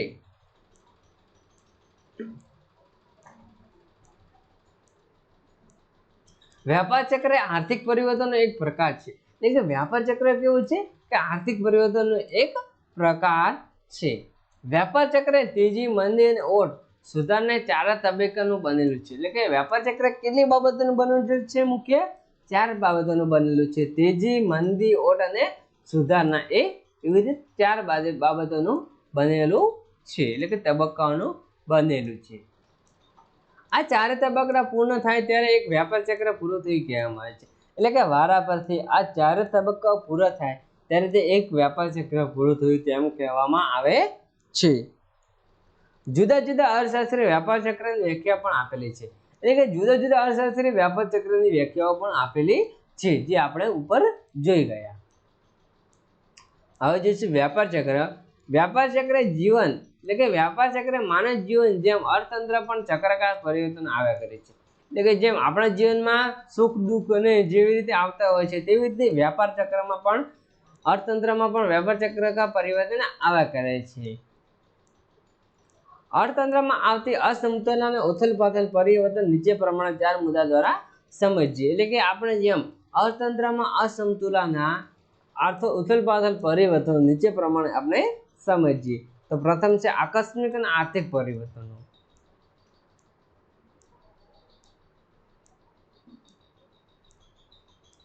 એટલે કે આકસ્મિક એટલે શું? એટલે કે આકસ્મિક એટલે કે અચાનક જે થતું હોય તેને શું કહેવામાં આવે છે? આકસ્મિક અને આર્થિક પરિવર્તનો। અર્થતંત્રમાં આકસ્મિક એટલે કે અણધારા પરિવર્તનો આવી શકે છે। એટલે કે અર્થતંત્રમાં અણધારા પરિવર્તનો આવી શકે છે। કોઈ ટાઈમે મંદી પણ આવી શકે અને કોઈ ટાઈમે ખૂબ તેજી પણ આવી શકે છે। દાખલા તરીકે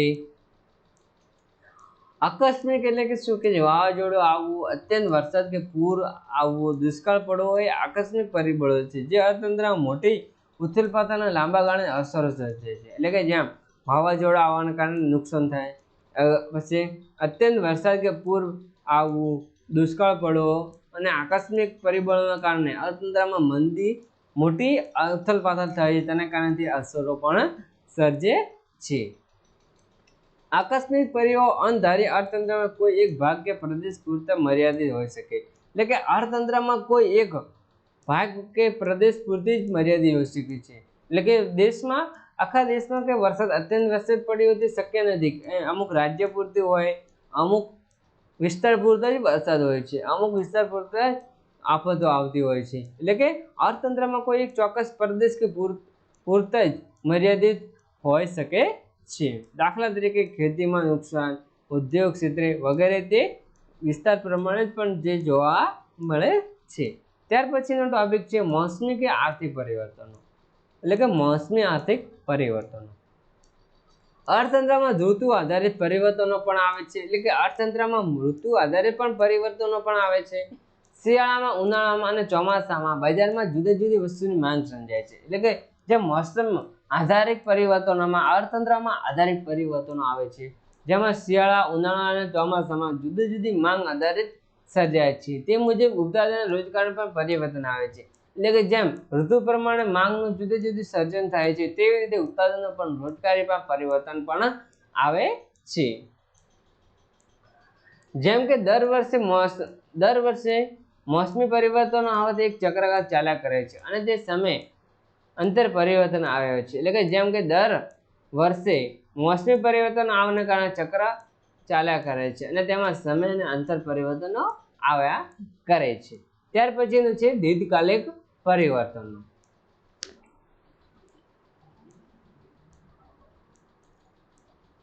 અર્થતંત્રમાં કોઈ ચોક્કસ દિશામાં લાંબા સમય સુધી પરિવર્તન ચાલે તો તેને દીર્ઘકાલિક પરિવર્તન કહેવામાં આવે છે। દીર્ઘકાલિક એટલે કે શું? એટલે કે અમુક સમય એટલે કે વધુ સમય જે ચાલતું હોય તેને શું કહેવામાં આવે છે? દીર્ઘકાલિક। એટલે કે અર્થતંત્રમાં ચોક્કસ સમય, ચોક્કસ દિશામાં લાંબા સમય સુધી, એટલે કે એક જ દિશામાં લાંબા સમય સુધી, એટલે કે ઘણા સમય સુધી એક જ દિશામાં જે ચાલતું હોય તેને શું કહેવામાં આવે છે? દીર્ઘકાલિક આર્થિક પરિવર્તનો। જે સમય સુધી પરિવર્તન પ્રક્રિયા ચાલે છે તેને દીર્ઘકાલિક પરિવર્તન કહેવામાં આવે છે।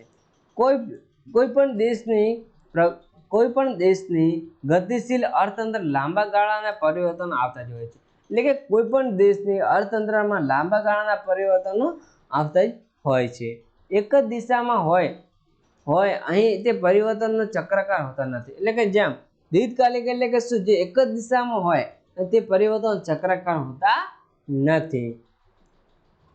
ચક્રવત આર્થિક પરિવર્તનો આપણે ઉપર જે ગયા દીર્ઘકાલિક પરિવર્તન એટલે કે શું? જે એક જ દિશામાં સતત ચાલતા હોય તેને દીર્ઘકાલિક પરિવર્તનો કહેવામાં આવે છે। ત્યાર પછીનો ટોપિક છે ચક્રવત આર્થિક પરિવર્તનો, જે આ મુજબ છે કે એક જ સમયગાળા દરમિયાન ઉર્ધ્વગામી અને તેના અર્થગામીના આર્થિક વલણો સર્જે છે તેને આર્થિક પરિવર્તનો કહેવામાં આવે છે। આવા પરિવર્તનો નીચે હોવા છતાં પણ તે ઓળખાઈ શકે તેવા હોય છે। વ્યાપાર ચક્રના આ ચક્રીય પરિવર્તનો હોય છે। જુદા જુદા અર્થશાસ્ત્રીઓ આપેલી વ્યાખ્યા પણ છે। એટલે કે જેમ ચક્રવર્તી પરિવર્તન એટલે કે શું કે એક જ સમય દરમિયાન એક જ સમયગાળા દરમિયાન ઉદ્ગામી અને તેને અર્થગામી આર્થિક વલણોને સર્જે છે, તેને આર્થિક પ્રક્રિયામાં પરિવર્તન આવે છે. આવા પરિવર્તન નીચે હોવા છતાં પણ તે ઓળખાવી શકાય તેવા હોય છે. વ્યાપાર ચક્રમાં આ પરિવર્તન હોય છે જે જુદા જુદા અર્થશાસ્ત્રીય વ્યાખ્યા જે આપણે આપી ઉપર જોઈ ગયા, જેમાં જુદા જુદા અર્થશાસ્ત્રી વ્યાપાર ચક્રને જુદી જુદી રીતે આપણે સમજાવવાનો પ્રયત્ન કરેલો છે. ત્યાર પછી જે છે વ્યાપાર ચક્રના તબક્કા, તેજી. આ આપણે જોયા હતા વ્યાપાર ચક્રના પ્રકાર. હવે જોઈશું વ્યાપાર ચક્રના તબક્કાઓ, જેમાં પ્રથમ છે તેજી.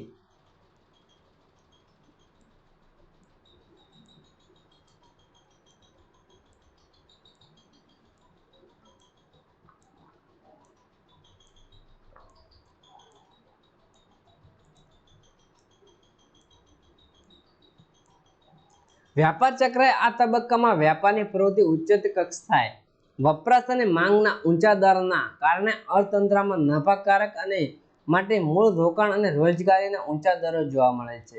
એટલે કે વ્યાપાર ચક્રના તબક્કામાં વ્યાપારની પ્રવૃત્તિ ઉચ્ચતમ કક્ષાએ અને માંગના ઊંચા દરના કારણે નફાકારક હોય છે, તેના કારણે રોજગારી ઊંચા દરે જોવા મળે છે. એટલે કે જેમ તેજીના કારણે શું હોય કે વ્યાપાર ચક્રના તબક્કામાં વ્યાપારની પ્રવૃત્તિ ઉચ્ચ કક્ષાએ અને વપરાશ અને માંગના ઊંચા દરના કારણે અર્થતંત્રમાં નફાકારક હોય છે, તેના કારણે મૂડીરોકાણ અને રોજગારીનો દર કેવો હોય છે? વધુ હોય છે. એટલે કે તેજી એટલે કે જેમ સારી હોય છે તેના કારણે શું હોય છે? રોકાણ વધુ હોય છે અને રોજગારી પણ ઊંચી હોય છે. ત્યાર પછી છે ઓટ. નફાની અપેક્ષા અને મૂડીના વધતા જતા છે. ઓટ એટલે કે શું છે? નફાની અપેક્ષા અને મૂડીરોકાણ વધતા જતા હોય છે. સાધનોની માંગ વધવાથી તેમની કિંમતોમાં વધવા લાગે છે. એટલે કે ઓટના કારણે સાધનોની માંગ વધવાના કારણે કિંમતો વધવા લાગે છે. તેથી ઉત્પાદન ખર્ચમાં વધારો થતો નફાકારકમાં ઘટાડો લાગે છે. એટલે શું થાય કે ઉત્પાદન ખર્ચમાં વધારો થતો પછી નફાકારકમાં ઘટાડો લાગે છે.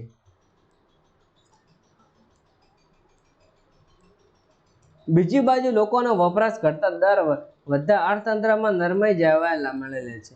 એટલે કે બીજી બાજુ લોકોના વપરાશ ઘટતા દરમાં અર્થતંત્રમાં નરમાઈ એટલે કે ઓછી એટલે કે તેમાં ઓછું જોવા મળે છે. તેને શું કહેવામાં આવે છે? નરમાઈ એટલે કે તે ઓછું થવું.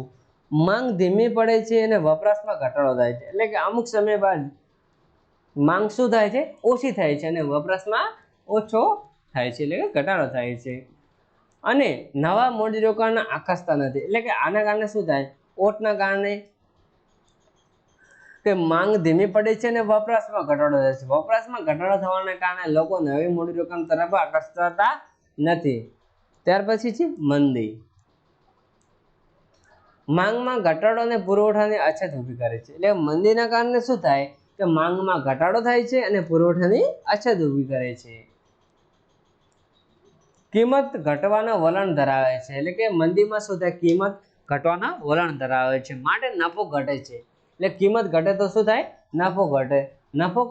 નફો કરતા ન મળે તો રોકાણ અને રોજગારીમાં પણ ઘટાડો લાગે છે. એટલે કે જે નફો ઓછો મળે તો રોકાણ અને રોજગારીમાં ઘટાડો થવા લાગે છે.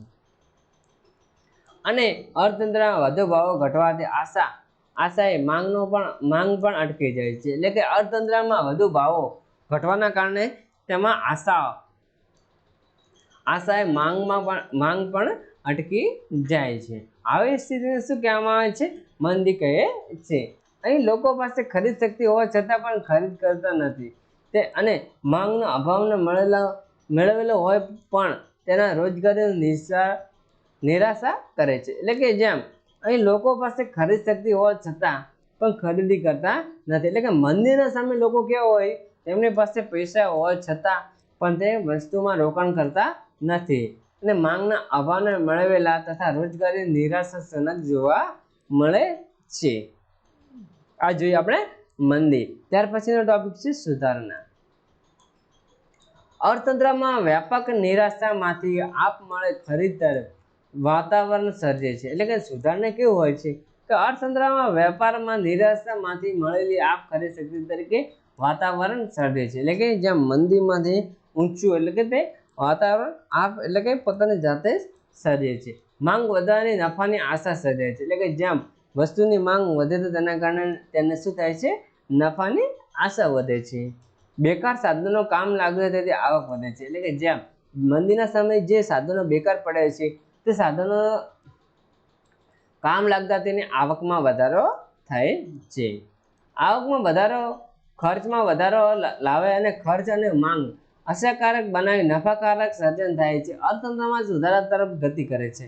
એટલે કે જેમ સુધારણા શું છે કે આવકમાં વધારો અને ખર્ચમાં વધારો લાવે છે, ખર્ચના માંગ અને અસરકારક બનાવી અને સર્જન થાય છે। એટલે તેના સુધારણા તરફ તે ગતિ કરે છે। આ જોઈએ આપણે વ્યાપાર ચક્ર જે જીસીઆરટી મુજબ છે। તો હવે જોઈશું આપણે વ્યાપાર ચક્ર બીજા અર્થમાં, વ્યાપાર ચક્ર પરિવર્તનો।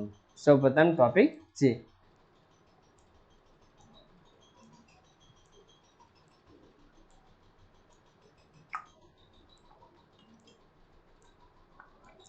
व्यापार चक्र परिवर्तन। એટલે કે પરિવર્તન व्यापार ચક્રમાં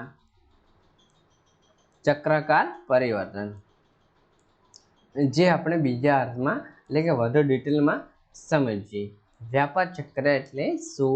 व्यापार चक्र વિશે આપણે અગાઉ માહિતી મેળવી જે જીસીઆરટી બુક પ્રમાણે હતી, પણ તેનાથી વધારે આપણે હવે માહિતી મેળવીએ। પરિવર્તનનો ચક્રાકાર અર્થકારણમાં તેજી અને મંદીના વારાફરતી મોજા આવે છે। એટલે કે અર્થકારણમાં તેજી અને મંદીના વારાફરતી મોજા આવે છે, જેને ચક્રાકાર પરિવર્તન કહેવામાં આવે છે। ચક્રાકાર પરિવર્તન એટલે કે શું કે અર્થકારણમાં તેજી અને મંદીના વારાફરતી મોજા આવતા હોય તેને શું કહેવામાં આવે છે? ચક્રવર્તી પરિવર્તનો કહેવામાં આવે છે। આ પ્રકારના પરિવર્તનો કોઈ ચોક્કસ હોતા નથી। એટલે કે આ પ્રકારના પરિવર્તનો કોઈ ચોક્કસ હોતા નથી। એટલે કે કોઈ ચોક્કસ લય કે તાલ હોતા નથી। એટલે કે અર્થતંત્રમાં તેના તેજી મંદીના કોઈ ચોક્કસ લય કે તાલ હોતા નથી। તેમ છતાં વ્યાપાર ચક્ર વારંવાર અને ચોક્કસ સ્વરૂપમાં જોવા મળે છે। એટલે કે વ્યાપાર ચક્ર કેવું છે? ચોક્કસ સમય અને વારંવાર જોવા મળે છે।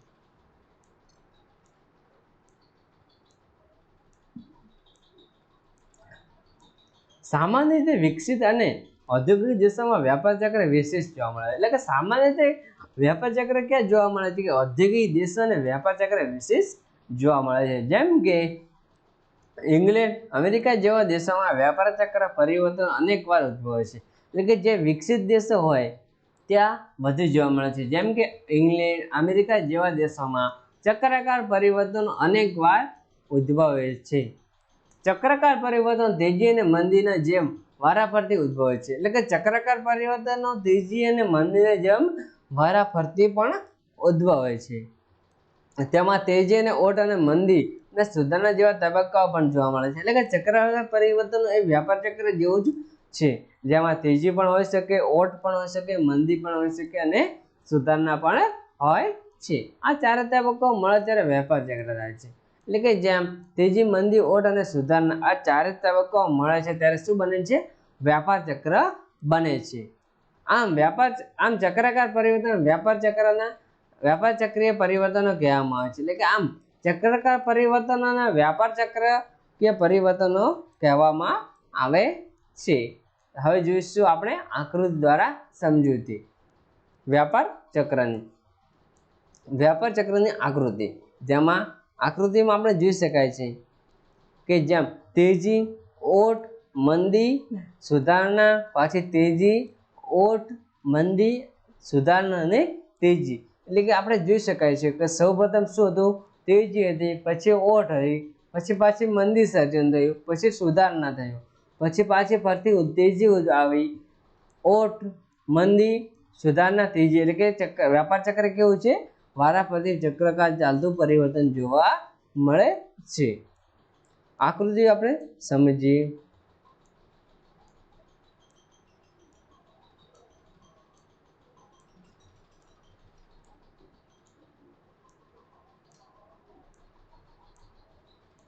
હવે જોઈશું આપણે વ્યાપાર ચક્રના લક્ષણો।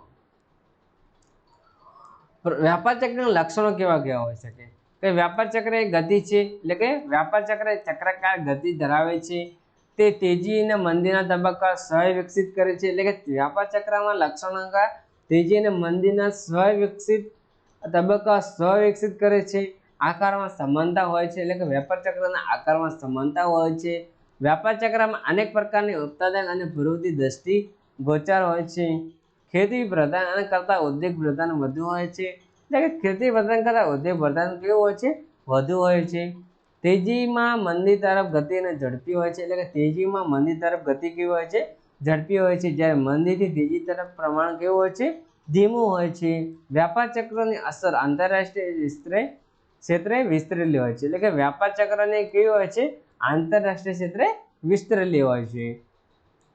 વ્યાપાર ચક્રના લક્ષણો તો સૌપ્રથમ છે ચક્રાકાર ગતિ.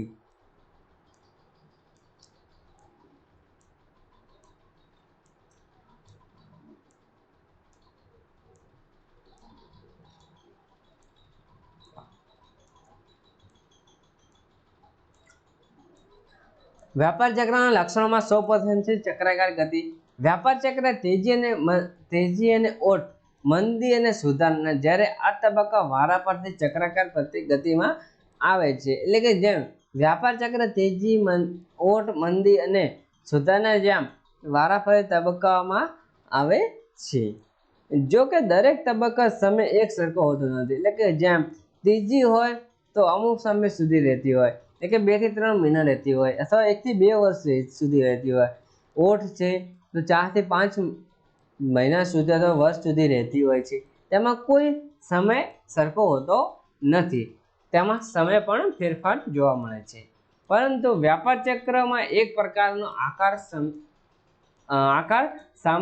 સમજો જોવા મળે છે. તેજી અને મંદી તમે લાંબા હોઈ શકે છે, એટલે કે વ્યાપાર ચક્ર એક પ્રકારનો આકાર સમય જોવા મળે છે, સમય એટલે કે નાનો જોવા મળે છે, જેમાં તેજી અને મંદીના તબક્કા લાંબા હોય છે. એટલે કે વ્યાપાર ચક્રમાં કોના તબક્કા લાંબા હોય છે, એ તેજી અને મંદીના તબક્કા લાંબા હોય છે, જ્યારે ઓટ અને સુધારણા તબક્કા કેવો હોય છે, ટૂંકા હોય છે. ત્યાર પછી તેજી અને મંદીના તબક્કા સ્વ વિકસિત, એટલે કે તેજી અને મંદીના તબક્કા સ્વ વિકસિત કેવી રીતે થાય છે તે આપણે સમજીએ કે વ્યાપાર ચક્ર તેજી અને મંદીના પલટો અને સ્વ વિકસિત હોય છે, એટલે કે સ્વ વિકસિત હોય છે. અર્થતંત્રમાં એકવાર તેજી શરૂ થયા પછી તે ઉત્તરથી વધી જાય છે, એટલે કે તે અર્થતંત્રમાં એકવાર તેજી શરૂ થયા પછી તે ઉત્તરથી વધી જાય છે, એટલે કે તેમાં વધારો થતો જોવા મળે છે. સામાન્ય રીતે જણાતા કે ભાવમાં વધારો સમય, એટલે કે સામાન્ય રીતે જણાતા કે ભાવમાં વધારો સમય જતા ઘોડાપુર ફુગાવો અને ધારણ કરે છે, એટલે કે જેમ સામાન્ય રીતે ભાવમાં જો વધારો થાય તો તે સમય જતા તે ઘોડાપુર ફુગાવો પણ ધારણ કરે છે. એવી જ રીતે નજીવો ભાવ ઘટાડોને થોડા સમય સુધી અર્થતંત્ર મંદીના ધકેલી દે છે, એટલે કે એવી રીતે નજીવો ભાવમાં ઘટાડો, એટલે કે જેમ તેજીમાં ઓછો, એટલે કે તેજીમાં ઘટાડો થઈને ભાવમાં ઘટાડો થાય છે, તેના કારણે અર્થતંત્ર કોને તરફ ધકેલી દે છે, મંદી તરફ ધકેલાઈ જાય છે. આમ તેજીના મંદીના સમય પ્રવાહ સાથે વધુ ઉગ્ર સ્વરૂપ ધારણ કરે છે, એટલે કે પ્રવાહ સાથે તેને વધુ ઉગ્ર સ્વરૂપ ધારણ કરે છે. પરંતુ તેજી તરફ વધુ જતું અર્થતંત્ર, મંદીમાં ડૂબતું અર્થતંત્ર તૂટી પડે તે પહેલા તે તેજી પર અંકુશ મૂકતા પરિબળો સ્વ પેદા થાય છે, એટલે કે જેમ જોઈએ તો પરંતુ તેજી તરફ વધુ જતું અર્થતંત્ર જેમાં, એટલે કે તેજી તરફ જતું અર્થતંત્ર જેમાં મંદીમાં ડૂબતું અર્થતંત્ર તૂટે પડે તે પહેલા તેજી અને મંદી પર અંકુશ મૂકતા, એટલે કે તેજી અને મંદી પર અંકુશ મૂકતા પરિબળો સ્વ વિકસિત પેદા થાય છે, એટલે કે જેમ તેજી તરફ જતું અર્થતંત્ર કે મંદી તરફ ડૂબતું અર્થતંત્ર તૂટી પડે તે પહેલા તેના અંકુશ મૂકતા પરિબળો સ્વ પેદા થાય છે. તે તેજીને ઓટ તરફ અને મંદીને સુધારણા તરફ લઈ જાય છે, એટલે કે જેમ તેજી વધુ હોય તો તેને ઓટ તરફ લઈ જાય છે, અને મંદી હોય તો તેને સુધારણા તરફ લઈ જાય છે. આકારમાં સમાનતા એટલે કે આકારમાં સમાનતા। વ્યાપાર ચક્ર જુદા જુદા પાસાઓ અને એકબીજા પાછળ નિયમિત ક્રમે જ હોય છે, એટલે કે વ્યાપાર ચક્ર કોઈ એક આડાઅવળું ના હોય, તે પછી એક જ હોય છે, જે નિયમ અને આ ક્રમ પ્રમાણે હોય છે। આમ આકાર એ સમાનતા એક જ વ્યાપાર ચક્રની લાક્ષણિકતા છે, એટલે કે આ આકાર એ સમાનતા એક વ્યાપાર ચક્રની લાક્ષણિકતા છે। જો કે જુદા જુદા માણસો અને સમય મર્યાદાઓમાં તફાવત હોય છે, એટલે કે જુદા જુદા માણસો અને સમયમાં તફાવત જોવા મળે છે। તેમ છતાં બંને આકાર સરખાપણું જોવા મળે છે, એટલે કે તેમ છતાં બંનેના આકાર કેવો હોય છે? સમાનપણે જોવા મળે છે। આથી પ્રોફેસર પિંગુ જણાવે છે કે એટલે કે પ્રોફેસર પિંગુ એવું જણાવે છે કે વ્યાપાર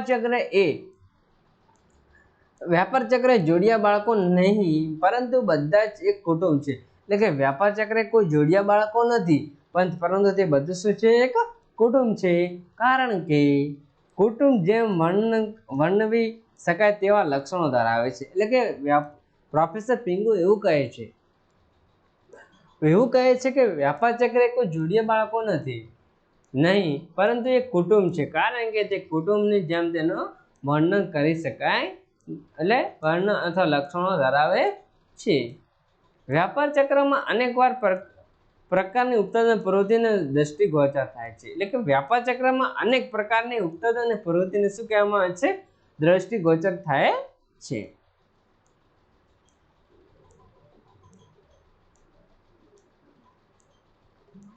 વ્યાપાર ચક્ર મહત્વનું લક્ષણ એ છે કે તેમાં એક હાથે અનેક પ્રકારની ઉત્પાદન અને વ્યાપારની પ્રવૃત્તિ દ્રષ્ટિગોચર થાય છે, એટલે કે વ્યાપાર ચક્ર એટલે કે શું? જેમાં મહત્વનું લક્ષણ એ છે કે જેમાં એક હાથે અનેક પ્રકારની ઉત્પાદન અને વ્યાપારની પ્રવૃત્તિનો દ્રષ્ટિગોચર થાય છે। જેમ કે પોલાદના ઉત્પાદનમાં મકાન, બાંધકામ, મોટર, સ્કૂટર, સાયકલ જેવા વાહનોનું વેચાણ પણ થાય છે, એટલે કે જેમ કે પોલાદના ઉત્પાદન, મકાનનું બાંધકામ, મોટર, સ્કૂટર, સાયકલ જેવા વાહનોનું પણ વેચાણ થાય છે। તદુપરાંત વ્યાજ, નફો, વેચાણ અને ભાડું, શેરોના ભાવ અને જથ્થાબંધ ભાવો, આયાત નિકાસ અને રોજગારી પણ તે વધારે સાથે ઘટાડો પામે છે, એટલે કે તેનો વધારો સાથે તેનો પણ ઘટાડો પામે છે। આમ અર્થતંત્રમાં કોઈ ચોક્કસ વિભાગમાં ઉદ્ભવેલી તેજી અને મંદીના અર્થતંત્રમાં વ્યાપક બને છે, એટલે કે ઉત્પાદનની પ્રવૃત્તિ તેમજ વ્યાપારની પ્રવૃત્તિમાં વ્યાપાર ચક્રની અસર બાકાત રહેતી નથી, એટલે કે અર્થતંત્રમાં ઉદ્ભવેલી તેજી અને મંદીના અર્થતંત્ર વ્યાપક બને છે, એટલે કે ઉત્પાદનની પ્રવૃત્તિ અને તેમાં વ્યાપારની પ્રવૃત્તિ વ્યાપાર ચક્રની અસરમાં બાકાત રહેતી નથી। ત્યાર પછીનો ટોપિક છે ખેતી પ્રધાન દેશ કરતા ઉદ્યોગ પ્રધાન દેશમાં વધુ જોવા મળે છે, એટલે કે જ્યાં ખેતી પ્રધાન દેશો કરતા ઉદ્યોગ પ્રધાન દેશોમાં શું વધુ જોવા મળે છે? વ્યાપાર ચક્ર પરિવર્તનો જોવા મળે છે।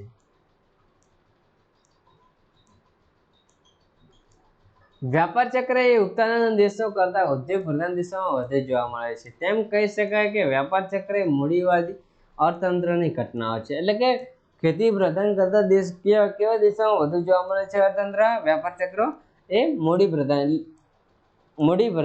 એટલે કે અર્થતંત્રમાં ઘટનાઓમાં હોય છે, એટલે કે વ્યાપાર ચક્ર એ મૂડીવાદી અર્થતંત્રની ઘટનાઓ તેમ કહી શકાય।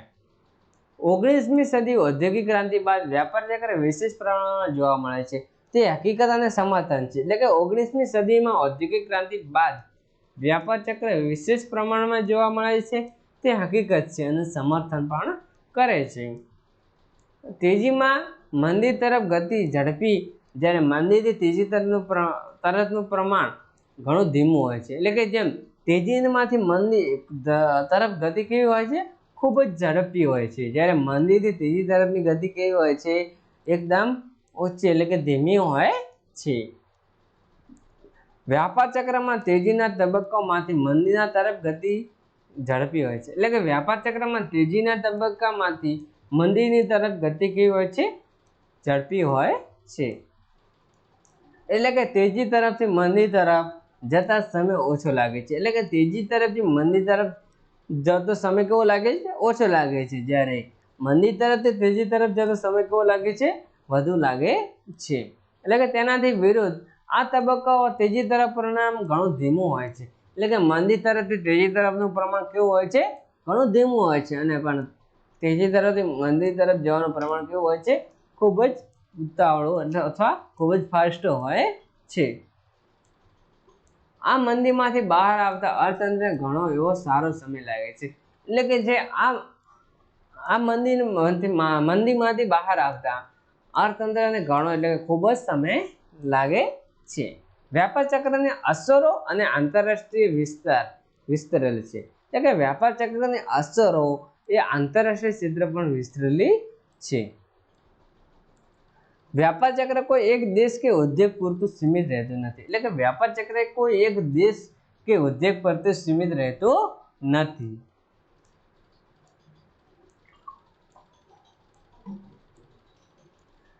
તેને કોઈ એક દેશ की सीमा नड़तररूप निवृत्ति नहीं, એટલે કે કોઈ તેને કોઈ એક દેશ કે સીમા કોઈ નડતરરૂપ પ્રવૃત્તિ નથી.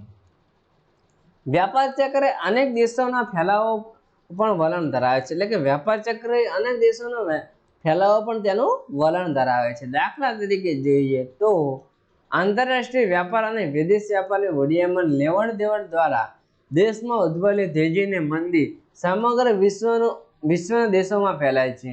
એટલે કે આપણે દાખલા તરીકે જોઈએ તો કે આંતરરાષ્ટ્રીય વ્યાપાર અને વિદેશ વ્યાપાર હોડિયામણો લેવડ દેવડ દ્વારા દેશમાં ઉદ્ભવેલી તેજી અને મંદી વિશ્વના ઘણા દેશોમાં ફેલાય છે. ઉદાહરણ તરીકે જોઈએ તો કે 1929ની મહામંદી વ્યાપક સ્વરૂપ ધારણ કર્યું હતું, એટલે કે અમેરિકામાં 1929માં જ્યારે મહામંદી આવી હતી ત્યારે વ્યાપક સ્વરૂપ ધારણ કર્યું હતું. વ્યાપાર ચક્રના તબક્કા JWC મિલેસે આ વર્ગીકરણ કરેલા છે, એટલે વ્યાપાર ચક્રના તબક્કા આ પ્રશ્ન અહીંથી પણ પૂછાઈ શકે કે વ્યાપાર ચક્રના તબક્કા કયા સંસ્થા દ્વારા વિશ્લેષણ કરેલા હોય છે, તો JWC મિશેલે વર્ગીકરણ કરેલું છે, જે આ પ્રમાણે છે. મિશેલે વ્યાપાર ચક્રના વર્ગીકરણ મુખ્ય 4 પ્રમાણે છે: વિસ્તાર, સંકોચન, ઓડ અને સુધારણા. તો સૌપ્રથમ જોઈશું આપણે આકૃતિ દ્વારા વ્યાપાર ચક્રની આકૃતિ.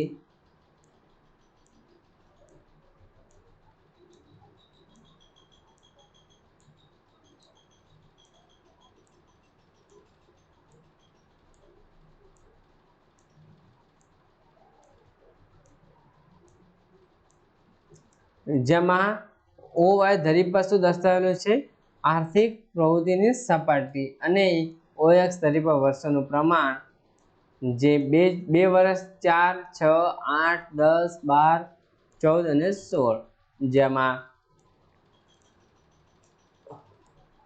તેજી, સુધારણા, તેજી, મંદી, સુધારણા, તેજી, ઓટ, તેજી અને મંદી, જે આપણે આકૃતિ દ્વારા સરળતાથી સમજી શકાય છે. એટલે કે વ્યાપાર ચક્ર કેવી રીતે ચક્રાકાર કહેવામાં આવે છે, એટલે કે જેમ શરૂઆતમાં શું હોય છે, તેજ મંદી હોય છે, પછી તેજી, પછી પાછી મંદી, પછી સુધારણા, તેજી, ઓટ, તેજી અને મંદી, એટલે તેને શું હોય, ચક્રાકાર પ્રવાહમાં ચાલતી હોય છે, જે આપણે હવે આકૃતિની સમજૂતી દ્વારા સમજીએ. આકૃતિમાં ડાબી બાજુ રેખા પર જે તેજીના તબક્કાઓ છે, એટલે કે આકૃતિમાં ડાબી બાજુ એ તેજીના તબક્કાઓ દર્શાવેલા છે, જ્યારે જમણી બાજુ ઓટ અને મંદીના સુધારના તબક્કાઓ દર્શાવેલા છે. જ્યારે તે તેજીના ઉચ્ચતમ સપાટી પહોંચ્યા પછી ઉપરના વળાંક અને આવે છે, એટલે કે જેમ તેજીના ઉચ્ચતમ સપાટી પહોંચ્યા પછી જે વળાંક બિંદુ આવે છે, જ્યાંથી ઓટ શરૂ થાય છે. એટલે કે જેમ કે આપણે સમજીએ કે જેમ તેજીના વળાંક પછી શું શરૂ થાય છે, જેમ તેજીના ઉચ્ચતમ વળાંક પછી ઓટ શરૂ થાય છે.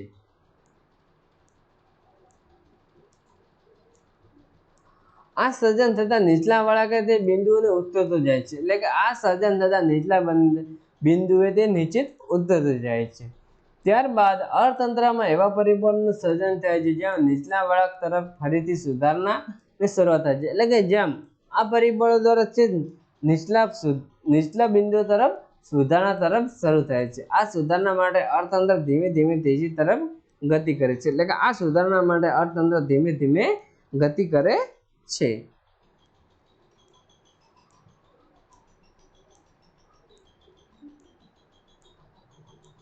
નમૂના રૂપી વ્યાપાર ચક્રનું વર્ણન, એટલે કે નમૂના રૂપી વ્યાપાર ચક્રનું વર્ણન કેવી રીતે કરી શકાય તે આપણે સમજીએ।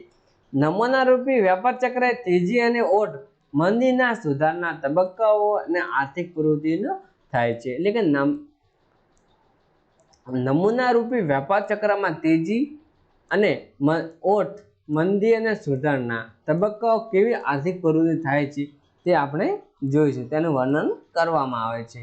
આપણે કોઈ વાસ્તવિક વ્યાપાર ચક્ર નહીં પરંતુ નમૂના રૂપી વ્યાપાર ચક્રનું વર્ણન કરીશું, એટલે કે આપણે કોઈ વાસ્તવિક વ્યાપાર ચક્રનું નથી પરંતુ એક નમૂનાનું વ્યાપાર ચક્રનું આપણે વર્ણન કરીશું। વ્યાપાર ચક્રનો અભ્યાસ, એટલે કે વ્યાપાર ચક્રનો અભ્યાસ કયા તબક્કાથી કરવો તે અંગેનો અર્થશાસ્ત્રીનો મતભેદ છે, એટલે કે વ્યાપાર ચક્રનો અભ્યાસ કયા ટોપિકથી શરૂઆત કરવી તે અર્થશાસ્ત્રીનો શું છે, મતભેદ છે। તેથી આપણે વ્યાપાર ચક્રના તબક્કાનું વર્ણન કરતા પહેલા અર્થશાસ્ત્રની સમતુલાની સ્થિતિ છે તે ધારણા કરવી પડશે, એટલે કે આપણે વ્યાપાર ચક્રના તબક્કાનું વર્ણન કરતા પહેલા અર્થતંત્રની સમતુલાની સ્થિતિ તેની ધારણા કરવી પડશે, જેમાં પ્રથમ છે વિસ્તાર, એટલે કે તેજી। યુદ્ધ જેવા કોઈ એક બાહ્ય પરિબળો, એટલે કે યુદ્ધ જેવા કોઈ બાહ્ય પરિબળોના કારણે અર્થતંત્રમાં સમતુલા વિશેષ પડે છે, એટલે કે યુદ્ધ જેવા કોઈ બાહ્ય પરિબળોના કારણે અર્થતંત્રમાં સમતુલામાં એક વિશેષતા પડે છે। તેજીના તબક્કામાં ભાવ ઉચકે અને ઊંચી સપાટી તરફ ધકેલાય છે, એટલે કે જ્યાં તેજીના સમયે તબક્કામાં ભાવ કેવા હોય છે, ઉચકીને ઊંચી સપાટી તરફ ધકેલાય છે। નફાનું પ્રમાણ ઉત્તરોત્તર વધતું જાય છે, એટલે કે નફાનું પ્રમાણ કેવું હોય છે, ઉચ્ચતર વધુ જાય છે। આનાથી ઉત્પાદક અને ઉત્પાદનના વધારો કરવામાં કાચો માલ અને શ્રમિકોની માંગમાં વધારો થાય છે, એટલે કે આનાથી ઉત્પાદકો અને ઉત્પાદનમાં વધારો કરવાથી કાચા માલ અને શ્રમિકોની માંગનો પણ વધારો થાય છે। તેજીની શરૂઆતમાં અપૂર્ણ રોજગારીથી કોઈ, એટલે કે તેજીની શરૂઆતમાં અપૂર્ણ રોજગારી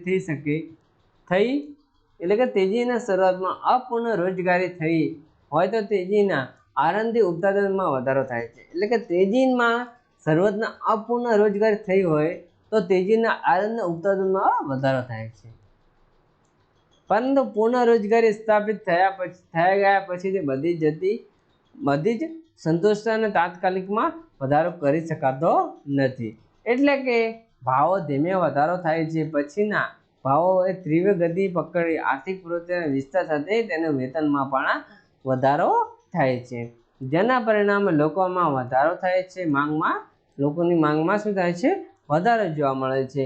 શરૂઆતના સામે વસ્તુ અને સેવાની માંગનો વધારાને સંતોષી શકાય છે, એટલે કે શરૂઆતના સમયે ચીજ વસ્તુઓની માંગને સેવાઓના વધુ સંતોષી શકાય છે, પરંતુ અમુક સમય બાદ ઉત્પાદનના સાધનો અસર સર્જાય છે, એટલે કે અમુક સમય બાદ શું થાય છે, ઉત્પાદનના સાધનો તેની અસરો સર્જાય છે। તેથી ઉત્પાદનમાં વધારો ન થતાં ભાવમાં વધારો વધુ જોવા મળે છે, એટલે કે તેના કારણે શું થાય કે તેના કારણે ઉત્પાદનમાં વધારો ન થતાં ભાવમાં વધુ થાય છે। આમ સતત વધતા ભાવો અને બેંકો સાથે સર્જન દ્વારા પ્રોત્સાહન આપે છે, એટલે કે આમ સતત વધતા ભાવો અને બેંકો સાથે સર્જન દ્વારા પ્રોત્સાહન આપે છે। તેજીના તબક્કામાં ઉત્પાદનમાં વધારો થાય છે, એટલે કે તેજીના તબક્કામાં ઉત્પાદનમાં શું થાય છે, વધારો થાય છે, જેમ કે વેતનના કરવેરા, એટલે કે જેમ કે કરવેરા અને ખર્ચ સાથે કાચા માલ અને વિસ્તાર, એટલે કે તેજી યુદ્ધ જેવા કોઈ બાહ્ય પરિબળોના કારણે અર્થતંત્રમાં સમતુલા વિશે અસર પડે છે, એટલે કે વિસ્તાર, એટલે કે તેજી યુદ્ધ જેવા કોઈ બાહ્ય પરિબળોના કારણે અર્થતંત્રમાં સમતુલામાં વિશેષ અસર પડે છે। તેજીના તબક્કામાં ભાવ ઉચકી અને ઊંચી સપાટી તરફ ધકેલાય છે, એટલે કે તેજીના સમયગાળા દરમિયાન કેવા હોય છે, યુદ્ધના ગાળા દરમિયાન જો ભાવ ઊંચા હોય તો ભાવ ઊંચી સપાટી તરફ ધકેલાય છે, પણ નફાનું ઉત્તરોત્તર વધતું જાય છે, એટલે ભાવ ઊંચા જતા જોવા મળે છે, જેના કારણે ભાવ નફો કેવો હોય છે? ઉત્તરોત્તર એટલે કે વધતા જોવા મળે છે. આનાથી ઉત્પાદન અને ઉત્પાદનના વધારો થાય છે. કાચા માલ અને શ્રમિકોમાં વધારો થાય છે. એટલે કે આના કારણે શું થાય? જેમ નફો વધુ થાય તેના કારણે ઉત્પાદનમાં અને ઉત્પાદનના સાધનોમાં વધારો થાય, તેમજ કાચા માલ અને શ્રમિકોની માંગમાં વધારો થાય છે. તેવી રીતે તેજીની શરૂઆતમાં અપૂર્ણ રોજગારી થઈ હોય તો તેજીના આરંભમાં ઉત્પાદનમાં વધારો થાય છે. એટલે કે તેજીની શરૂઆતમાં અપૂર્ણ રોજગારી થઈ હોય તો તેજીના પ્રારંભ એટલે કે શરૂઆતના તબક્કામાં વધારો થાય છે. પરંતુ પૂર્ણ રોજગારીને સ્થાપિત થઈ ગયા પછી આ બધી જ માંગને સંતોષવા તાત્કાલિક વધારો કરી શકાતો નથી. એટલે કે પૂર્ણ રોજગારી જો સર્જાઈ ગઈ હોય એટલે કે સ્થાપિત ગઈ હોય છતાં તો બધી માંગને સંતોષવા આવતા તાત્કાલિક પરિબળો કરી શકાતા નથી. એટલે કે ભાવોમાં ધીમો વધારો થાય છે, પછી ભાવોમાં તીવ્ર ગતિ પકડતા આર્થિક પ્રવૃત્તિ અને વિસ્તારને વેતનમાં પણ વધારો થાય છે. એટલે કે જેમ ભાવોમાં ધીમો વધારો થાય છે અને પછીના ભાવમાં તીવ્ર ગતિમાં પકડતા આર્થિક પ્રવૃત્તિમાં વિસ્તાર સાથે વેતનમાં પણ વધારો થાય છે, જેના પરિણામે લોકોની માંગમાં વધારો કરે છે.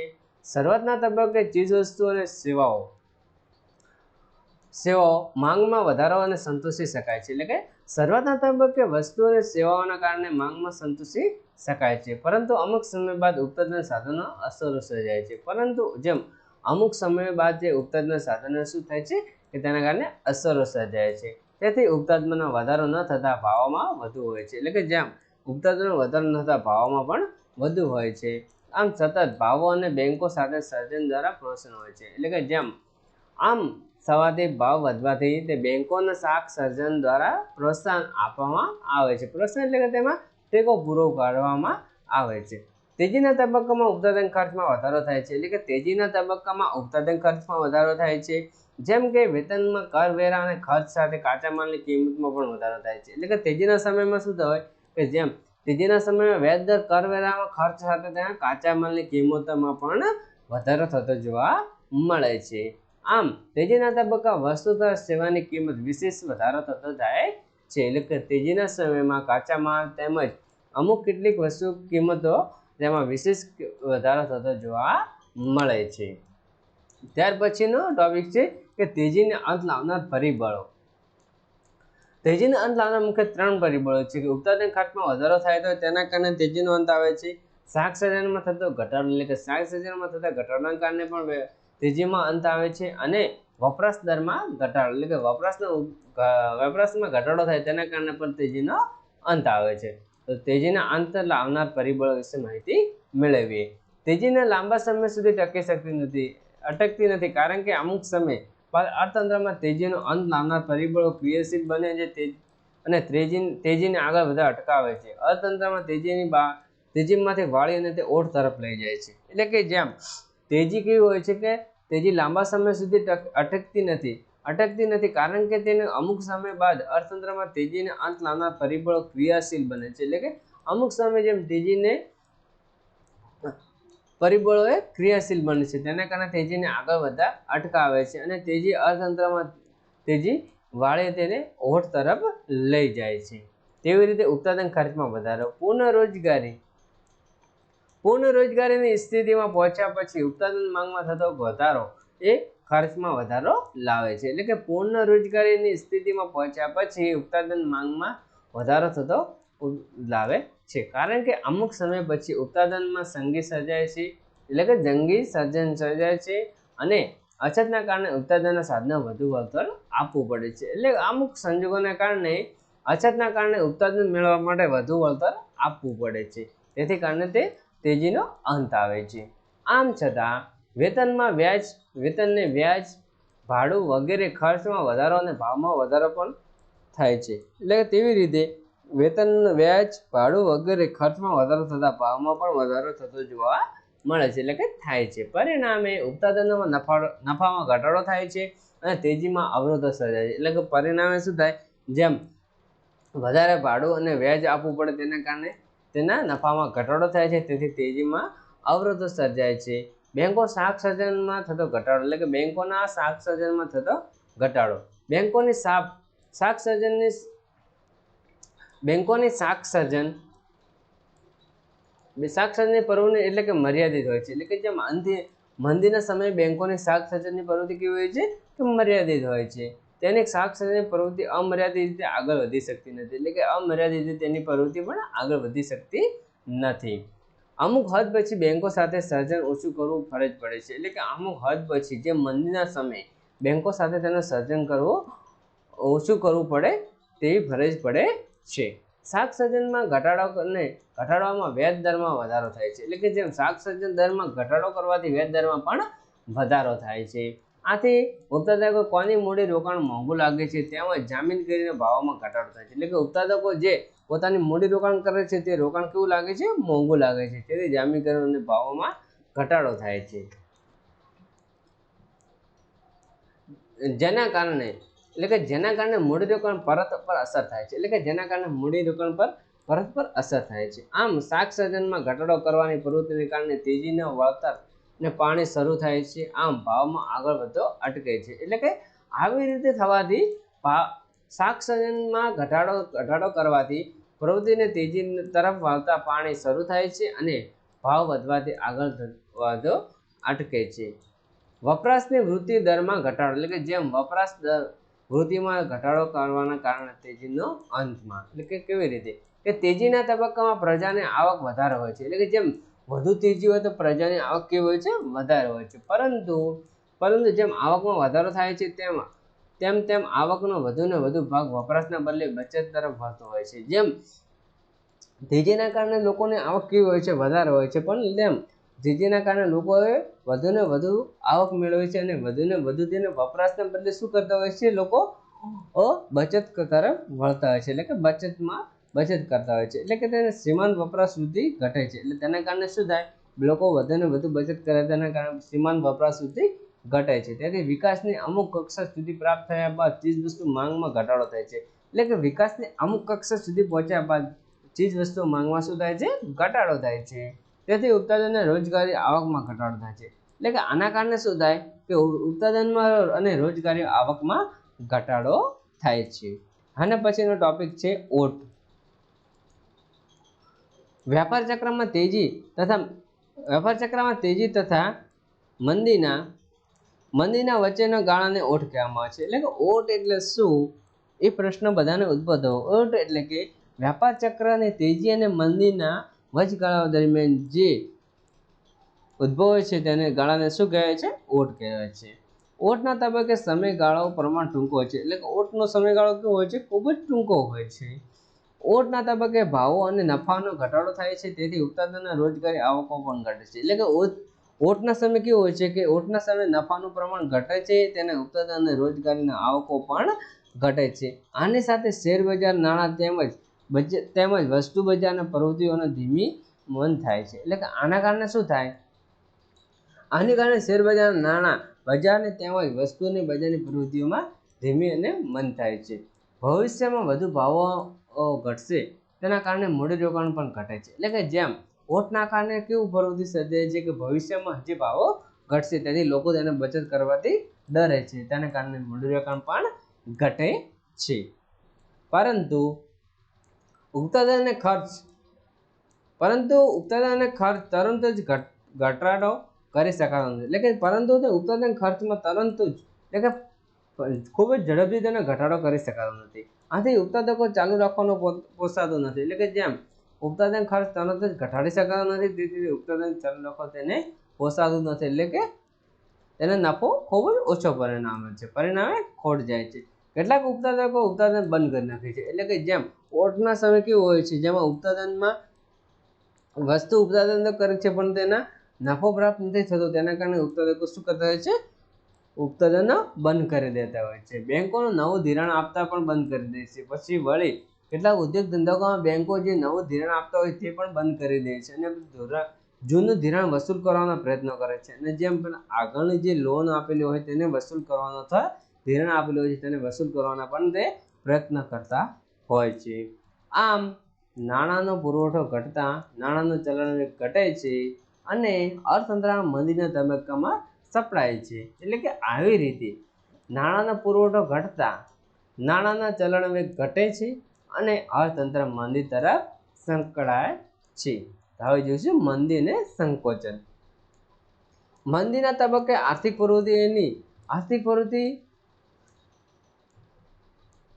પ્રવૃત્તિ અને તેને નબળી પડતી હોય છે. એટલે કે આર્થિક પ્રવૃત્તિ કેવી હોય છે? નબળી પડતી હોય છે.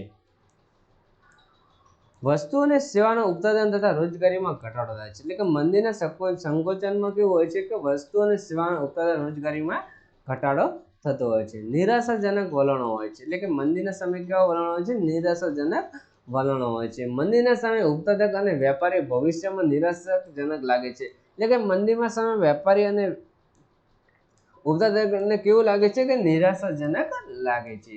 તેથી નવા ઉદ્યોગો ધંધા શરૂ કરતા નથી. એટલે કે તેથી મંદીના સમયમાં કેવું હોય? કોઈ પણ નવા ઉદ્યોગ ધંધા પણ શરૂ કરતા નથી.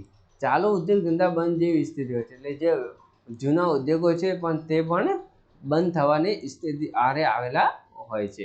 આવા સંજોગે ઉત્પાદકો સાધનની માંગ ઘટતા ઉત્પાદન સાધનની આવક પણ ઘટે છે. એટલે કે મંદીના સમયે કેવું હોય છે કે ઉત્પાદકોની સાધનોની માંગ ઘટે છે. માંગ ઘટવાથી શું થાય? પણ આવક પણ ઘટે છે. પરિણામે વપરાશી વસ્તુઓની માંગમાં ક્રમશઃ ઘટાડો થાય છે. તેથી ભાવોમાં ઘટાડોને વધુ તીવ્ર બને છે. એટલે કે પરિણામે શું થાય? જો મંદીના કારણે ઉત્પાદકો સાધનની માંગ ઘટતા ઉત્પાદનની આવક ઘટે છે. આવક ઘટવાથી વપરાશ અને વસ્તુનો ક્રમશઃ ઘટાડો થાય છે. તેથી ભાવોમાં વધુ તીવ્ર કરે છે. ત્યાર પછી ધિરાણને વસૂલાત. મંદીમાં વેપારીઓ બેંકનું નવું શાક સર્જન કરતા નથી, જ્યારે જૂનું ધિરાણ વસૂલ કરે છે. એટલે કે જેમ મંદીના સમયે વેપારી એ બેંકો પાસે નવું શાક સર્જન કરતા નથી, પણ જ્યારે જૂનું ધિરાણ એ વસૂલ કરે છે. એટલે કે જે જૂનું ધિરાણ છે તે બેંકો વાળા તેના પાસેથી વસૂલ કરે છે. તેથી અર્થતંત્રમાં નાણાંનો પુરવઠો ઘટતા નાણાંની ચલણવેગ ઘટી જાય છે. એટલે તેના કારણે શું થાય કે અર્થતંત્રમાં નાણાંનો પુરવઠો ઘટતા નાણાંનો ચલણવેગ ઘટી જાય છે. છૂટક ભાવો કરતા જથ્થાબંધ ભાવો વધુ ઘટાડો લાગે છે. એટલે કે છૂટક ભાવો કરતા જથ્થાબંધ ભાવોમાં વધુ ઘટાડો જોવા મળે છે. મૂડીરોકાણમાં ઘટાડો. એટલે કે મંદીના સમયમાં શું હોય કે મૂડીરોકાણમાં પણ ઘટાડો હોય છે. મંદીના સમયે ભાવોમાં જેટલો પ્રમાણમાં અને જેટલી ઝડપી ઘટાય છે તેટલા પ્રમાણમાં તેટલી ઝડપી ઉત્પાદન દરમાં પણ ખર્ચમાં ઘટાડો પણ થતો નથી. આના કારણે ઉત્પાદનનો નફો એકદમ ઘટી જાય છે. કેટલાક સંજોગોમાં ખોટ પણ સામનો કરવો પડે છે. એટલે કે કેટલાક એવા સંજોગો હોય તેમાં ખોટનો પણ સામનો કરવો પડતો હોય છે.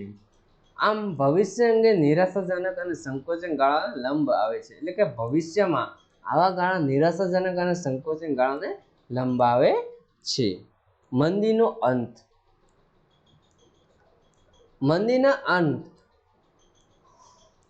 મંદીના તબક્કા અર્થતંત્રમાં કેટલાક વલણો એવા સર્જાય છે જેને